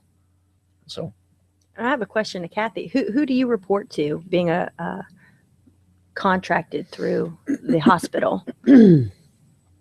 Well, I report to my employer, which is, Houston Methodist, but at the school, I actually report to my school-based athletic trainer, and I report to the girls coordinator. But it specifically is in writing in our district that we have the final say with the on injuries with either the attending physician, treating physician, or if we made the call on injuries, the coaches do not. In reality, that would be great, Josh, but there are still many districts where the coach in writing can make the call, which is unrealistic, unethical. The other thing is, so many athletic trainers that work in the secondary schools, and I can only speak for Texas because it's the only place I've ever practiced, where the athletic trainer falls under athletics and they answer to the head coach / athletic director. So that makes for very difficult decisions that are being made, and they're put into a situation where a new head coach comes in and they may do things differently, and they want to do the right thing. They stand up to it. It may cost them their job. So, I mean, that may be a discussion for another time. But, as important as it is that we up the educational requirements, at some point we have to move athletic trainers at all levels out from underneath athletics and put them under administrators or something else, because that is a real problem in secondary schools, I would guess, across the country. Yeah. Tim, I'll let you take that if y'all are seeing that as well. All right, so real quick, Josh, do you need to leave now? Yeah, I probably need to leave in 2 minutes, actually. Okay, Yeah. Go ahead, Tim. So I step out. Well, I think you raise a very good point, and the NATA and others are going to be studying that issue. You do have a conflict of interest, and it's very, very important that perhaps the athletic trainer and team physician report outside of athletics to, say, maybe the health services, or to the team doctor, or to the risk manager, or to student services, somebody who is used to handling these kinds of issues, as opposed to reporting to somebody who has a conflict of interest. I think you raise a very good point. At the collegiate level, UNC Chapel Hill, I think, has a really interesting model. I think Boston University has a really interesting model where Princeton has a really interesting model. Where they've moved their athletic trainers out of athletics and they put them under student health, which is where they belong. And you're starting to see this model. It's starting to gain more and more acceptance. And, I think Tim brings up a really good question, a really good point. Geez, you report to that, coach who's also the AD. That's a conflict of interest in itself. And how do you manage that? I'm going to step out. Right, so Josh is going to be out, and we're going to move forward to some of the other Tim, topics. it was really nice to meet you. Nice to meet you. Thank you very much. Yeah, thanks a lot. If you don't mind, I'm going to get your contact information from Kat. Sure. Yeah, great. Talk to you soon. Thanks. Bye. Okay, thank you. I won't plaster it all over Facebook. Don't worry. That's all right. Jeremy, right. Thanks again. Yeah, thank you. So I don't think that it needs to be mentioned. We talked about inappropriate relationships with between like an athletic trainer and an athlete, that kind of thing. It can obviously make you That's questionable. illegal.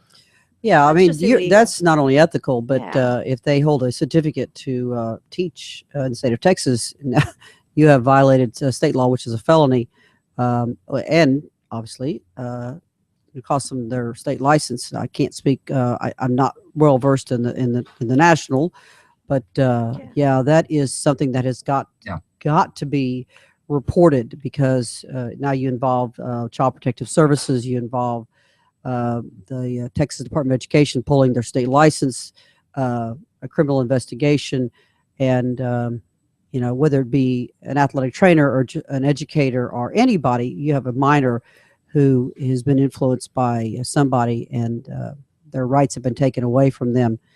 That serious things. Unfortunately, we've had last fall, I believe there were 2 athletic trainers that were relieved of duties and were arrested for this alone, and it's taken very seriously. I hate to turn on the news and I see this is happening, but it was handled very quickly, and that there is no gray area. You have to protect that child. So here's my question. We're told don't have students' phone numbers, right? So as athletic trainers, I have every single one of my student athletic trainers' phone numbers. I actually have every student in my class's phone numbers, because I text them today, hey, go to First Lunch instead, or hey, go across the street, and that kind of thing. So obviously everything I do, there's no question in my actions, but I have their phone number. Is that unethical for me as an athletic trainer, as a school employee, to have students' phone numbers? Well, I think you have to, the way we handle it down in Clear Creek ISD is there actually is a form that the parents have to sign that allows you to do it. We use, and I don't want to give a PR thing, but we use Remind 101. So there's never a single text to an individual. Okay. So it goes out as a group. Only actually the coaches and athletic trainers are allowed to text to have those phone numbers. So with Remind 101, if they're not getting your actual number, there's other applications that can be used, but it's usually a group. So you're not just texting one individual. That's probably the best way to do it. But there's actual forms from our school district, and your school district may have that form, but and also for any website, whether you have a Facebook or Pasadena High School Sports Medicine or Twitter or Instagram, any of those things, the parents have to give you permission to post or use a child's likeness or whatever else. But absolutely, we cannot use their phone numbers or any of that without the proper forms, at least in our district, because that would be the number, because that actually is listed under the educational code as far as texting and whatever else. That's something you might want to look into. And any other educator or somebody working as an athletic trainer, be careful with that, because a text may seem innocent, but it can be misconstrued by somebody. Right. Yeah, the content of it. But again, like Cathy said, I mean, I'm going to be talking to secondary schools committee at NATA, and this is one of the things that we're going to discuss. We do need to contact our student trainers. How do we do that safely? We use Remind 101, but sometimes instead of text messaging all 28 of my student trainers, I just need a text message 2 or 3. We actually do have a form. We also make sure that we text their parents as well. So if I'm texting Susie Q, I'm also texting Mama or Daddy Q. So they're in on the text message. Right. Another level of protection for you. And the other thing too is, having that line, having, the text message be only about business, not how are you or thing, not crossing that line. I am fond of saying we're friendly, but we're not friends. And there is that generational gap, I think, between maybe some young professionals and some students where they don't understand that there is a professional line. Yes, we're spending 40, 50, 60 hours with these student trainers, but they are our students. And there is that line there for lack of a better term, there is that barrier between athletic trainer and student athletic trainer, or student aides as the NATA denotes them. So just, I know you, I'm sure that what you text is appropriate. Just always in the back of your mind, what if? Because again, some of the news reports may be just the suspicion and not really an act. And so suspicion can ruin our careers in education and athletic training. But it's a fine line to walk, I think. All right, so 2 things. Bill, if you're still listening, remind me to add that to our list when we talk to the parents, that we get them to sign a form, or we add that to the thing that they're signing and agreeing to. So Bill, if you're listening there, remind me to do that. Yeah. And then Tim, what are your thoughts on that? Obviously coming from a college level, you're working with adults, but from a national committee on professional ethics standpoint, what's your take? I think Kat is right on. I think that anytime you're texting, especially a minor, or communicating with a minor, you probably need to have that third person. So you're sending the text to that minor, but you're also copying in a way to somebody else to monitor it. So if there's anything that ever would come up, you have an outside party who's also aware of it, and they would probably come forward and say, look, they were just asking about this or asking about that. However, when you're dealing with a minor, probably the parents are probably the best person, because you're not going to take a minor's health information or a question to a third party. So the way she has it lined up with the parents, so they're in the loop, is probably the best way to go. I would say look at Remind 101. Well, I use it, but I don't use it because, like you said, my kids will call me or text me, hey, this kid's injured, or hey, I'm across the street and there's no water key here. What do I do? And we have that as well. And that happens all the time. Yeah. Where, I'm texting them back, what was the departure time? And I'll text them back, and I sometimes, 80% sometimes when it's something I don't want to say innocuous as that, but, departure time, make sure that you're wearing your khaki shorts and, your dry fit today. For 1 or 2 trainers, I may or may not add their parents, but on a whole, just again, being above the suspicion. Right now we're at the end of the school year, so they're text messaging and sending me all of the year's, pictures that they have on their phone for the end of the year slide.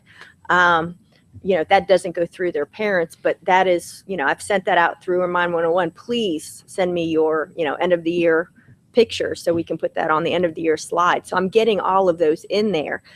And I think if somebody were to question, I have that foundation and that background of this is what I'm asking. This is the reason.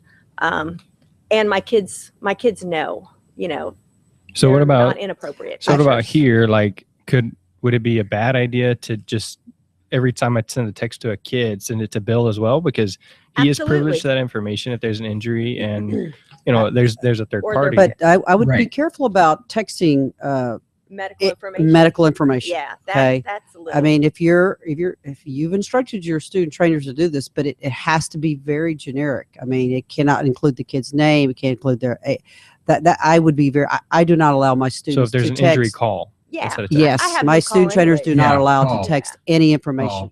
None. Call's better. Call is much better. So what if Yes. they say, Jose C has an ankle injury? Nope. No?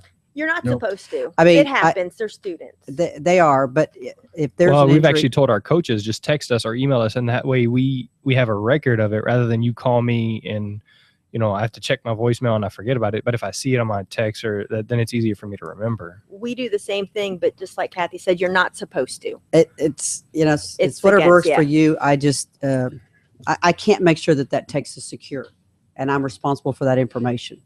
Okay. So if there's an injury, I tell them to just text me, and then I will call them back. But I do not want that information on a text. Right. But it's I mean that's your decision. So Tim, what are your thoughts on that?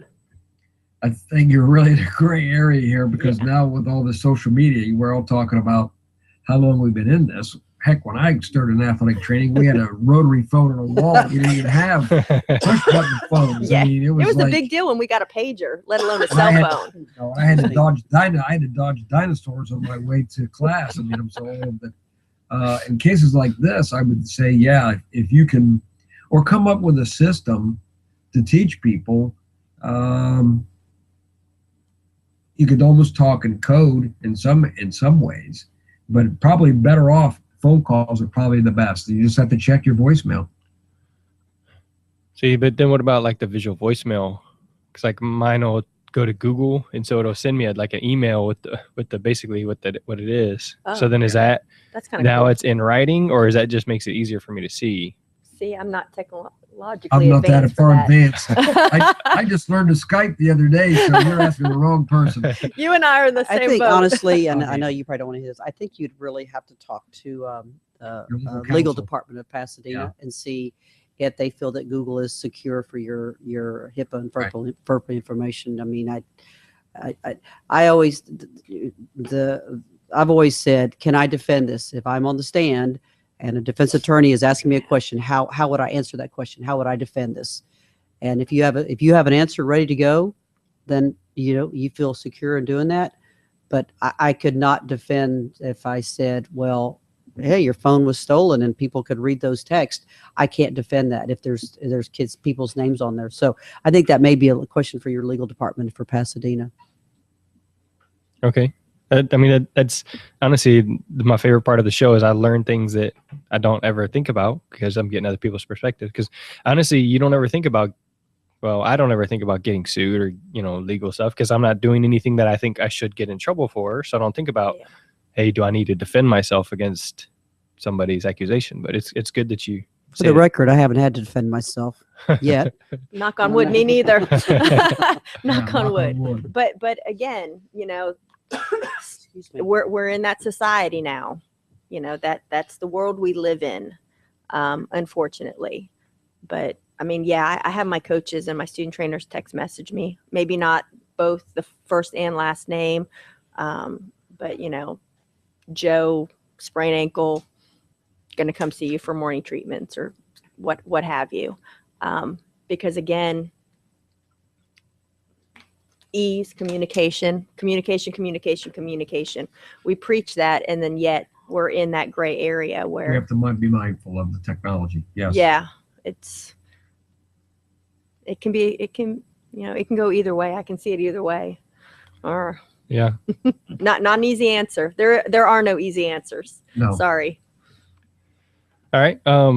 So it's actually well over what we normally do. Normally end it about an hour and a half, and it's almost 2 hours. But we You got talked Josh about and me. We talk. we talked about it briefly. Is what do you do if there is unethical behavior? So Report. just recently you said there was a athletic trainer that got relieved from their duties. But what if it's just me texting the student without parent permission?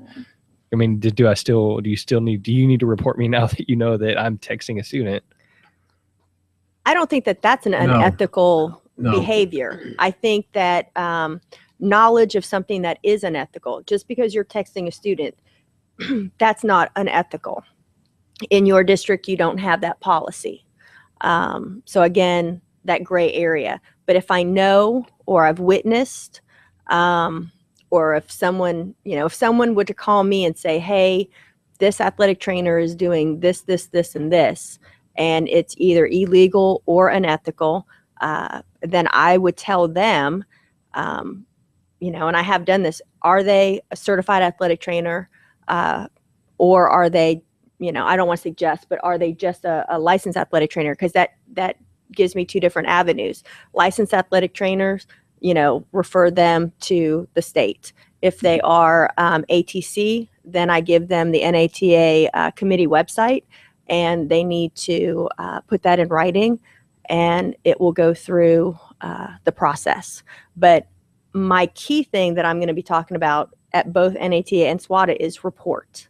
I mean, it's if it turns out to be not ethical, great. That is up to the committee and those people. But the big thing is to report.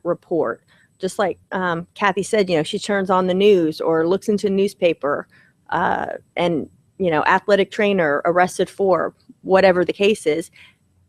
A lot of times we get it from the media and not from the members. And we really do need to be, the watchdogs. We have to police our own profession.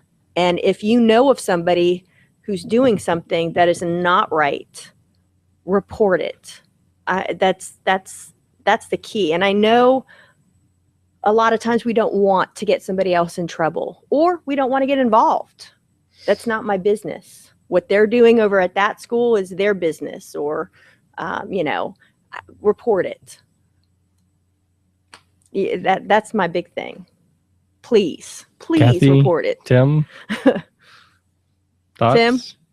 Well, I think that that's part of our code of ethics. I think that you have to take a look at someone's patterns of behavior. It's hard to dice out many times if someone may have a bad moment, and that's an event. Of course, that bad event can be pretty bad. But if it's just a bad moment where they act out or whatever it might be, that's one thing. But when they're starting having to determine, there's a pattern of this behavior, or, for example, your texting is now leading to you going to meet an underage girl, then yeah, that's unethical. Oh, Jeremy. How you would tie these things together. And I think that once you learn these unethical behaviors, I think you probably, it's part of your code to report that. I think it's also it's so easy to how I can phrase this. If reporting is done correctly and done early on, as Tim would said, when you see a pattern, then perhaps something horrific could be stopped, because too often and in the past they're usually just relieved of duty and given a good recommendation and passed on for somebody else to be handled, and maybe that next employer doesn't have the knowledge If there's a pattern there, then, I always think, what if it was your daughter? So I Right. think it's this is a pretty tight knit athletic training group, no matter which state you're in or where you're practicing. And, you're hearing rumors, you can report it anonymously and let somebody investigate. If there's smoke and no fire, then, no harm done, but if there's actually something there, then it's better to put an end to it, and protect, the people and the athletic training name, and get that person some help, than it is to just keep passing them along until something really happens. I agree. We still need to educate, though, And as educate. well. I really do believe it's a generational issue, between the younger. Like me? Yeah, well, yes. Well, I mean, my partner's not even 30 yet either, and I'm looking towards 50. So closer to 50 than I am to 40, as my husband likes to call it. And so growing up the way we did, it's different than the way you did.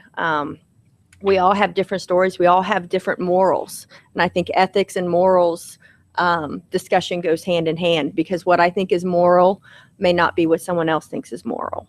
And I know we had our discussion at the last NATA COPE meeting about that as well. Right. We all come into this profession with different baggage, different sets of ideals. So I think getting to know your counterpart, whether it's across the field or across the desk, and then having that open line of communication. A 20-something, 30-something athletic trainer may think it's okay to be Facebook friends with their student athletes, where I do not. Again, there's that line between student or patient and myself as the educator. I think it's a little gray area when you're in college because you're peers. But you are still treating that student athlete, even if they're in your econ class, and they're your peer, you're still treating them. So there is that patient relationship as well. And so trying to educate our young professionals, our student athletic trainers in college, what is appropriate and what is not. Yes, they may be your peer. However, you're in a different situation, healthcare provider versus patient. Right. And I think those discussions need to be ongoing. And I really do think that, yes, we're going to evidence-based, like Tim says, but some of the practical aspects of life as an athletic trainer. Secondary school is so different than collegiate, so different than clinical. Trying to give them those tools to be successful, because, conflict of interest. My evaluation is our head athletic director, our head football coach is my direct supervisor. Yeah. Or if you're working for a clinic, do you have referral rates? You're not referring enough of your student athletes to our doctors. So can we justify, your salary? There's a lot of outside conflict of interests and things that go into an ethical discussion. Yes. It's huge. Yeah, It's there's huge. various stressors that play upon the athletic trainer, and every situation is unique. Just to hit on the educational component, I think that in order to help police ourselves, we need to have a better understanding. I spoke at iLead in Dallas, and I asked all these up-and-coming students how many principles there were in the Code of Ethics. Not one knew. I just gave a talk in Baltimore to a group of athletic trainers about risk management, and I just asked them, there's 40 athletic trainers, how many Code of Ethics? Nobody knew. So people are talking about, well, we got to report this or report that. There are probably a lot of athletic trainers who don't even know that these principles they're in violation of. So in my mind, one of the good ways to handle it is to point out to somebody, say, hey, you say or you perform it, all you want to do is just take care of football players. You don't want to take care of female athletes. That's against our code of ethics. So by policing ourselves early on about the principles can help educate somebody else and prevent them from going to be reported, if you understand my analogy. Yeah, good communication, mentoring each other. Yes. Okay, so with that, Tim, can you quickly give me the best place to go to get the code of ethics and the best place to go to do that reporting, and then we'll close it out. Well, all you need to do is just go to the NATA website, and you can find the COPE under committees, and then from there you can find really the code of ethics, legal and ethical responsibilities, report unregulated practice, and then there's a form by which you can submit relative to a potential violation, which goes to the office, the NATA office. Then it's forwarded to me as the chair, and from there we have a process by which we have two levels. We have a preliminary review panel made up of 2 members of COPE, and they will look into any information that's provided. They decide if these allegations are true, these could be a violation of whatever code, and then it gets sent over to a judicial panel made up of 3 members, and then they dive into the actual facts of the case, and then they determine if any violation has taken place of any of the various codes, and then they make recommendations to me as the chair. All right, very good. Cathy, is there best place for the Texas licensure to report? Yes, I actually added it to the website. If you have it there for me, Right. It's listed on your website. Yeah, thank you for making it big, because it's www.dshs.state.texas.us/at/, and that's a very that everything on that website you can find a list of current licensees. It has the information to report if you have a complaint. It has the actual the Licensure Act, everything you want to know about that, and the executive director for that, Stuart Merrick, if you have any specific questions. So everything that you want to know about licensure in the state of Texas. If you're moving to the state, you want to be licensed. It's very informative website. So anything that you want to know can be found there, and I urge you to look at that. So if you have a question about somebody practicing without a license, or if their license hasn't been renewed, I think that is updated every month. So that's where you could find that. Thank you for having me. I appreciate it. Sure thing. Yes. Thanks for coming. I also have a link in there for Kat Marr's presentation that she'll be doing at SWATA and NATA, so you can get a sneak peek there, except for I probably won't publish this till afterwards. Yeah. Well, maybe the GHATS webmaster can put those 2 links on the GHATS website Maybe. for those questions. That guy's pretty tough to work with. All right. So again, we were talking about it before, but School Health is a kind of partner with the Sports Medicine Broadcast, and one of the cool things is they sent me a new product, a Life Pod, so that I can review it. And awesome. I'm going to create a video where I'm jumping in the little ice water for no reason, because I'm not overheated, but I'm doing it just for the review to kind of test it out. So I'm pretty excited about that, because Greg actually told me I get to keep that one. So it's a couple $100 product that I get to keep, and it's something I've been looking into anyways. So I'm really excited about our deal with School Health.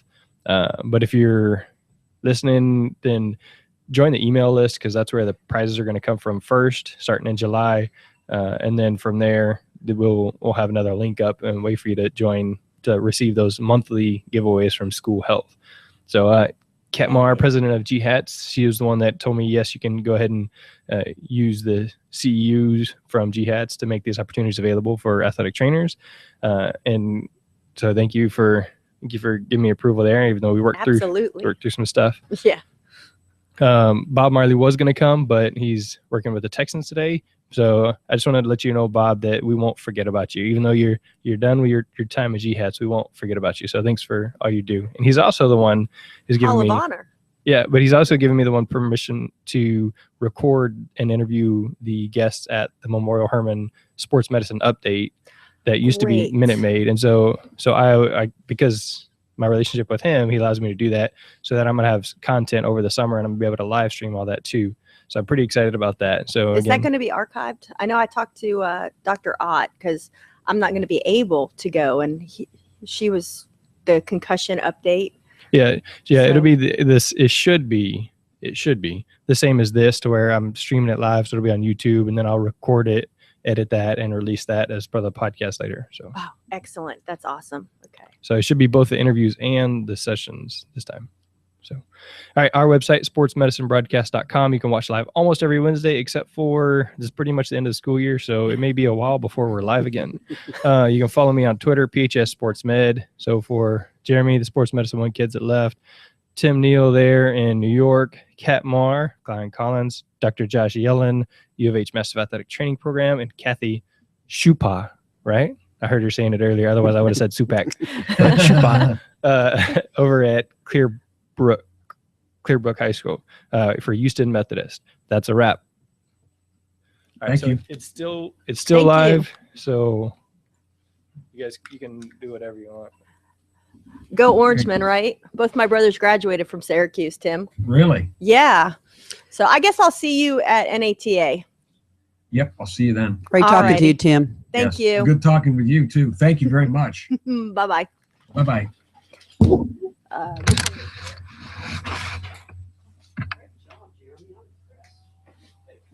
We are so verbose, though. That poor, it's like, oh, an hour, 5 hours later.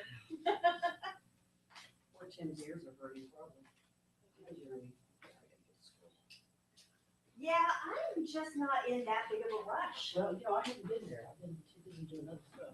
Well, I didn't go to the GHATS. Here, we need to take a selfie. The GHATS yeah. scholarship, because I had this week, and I'm just like, oh, please.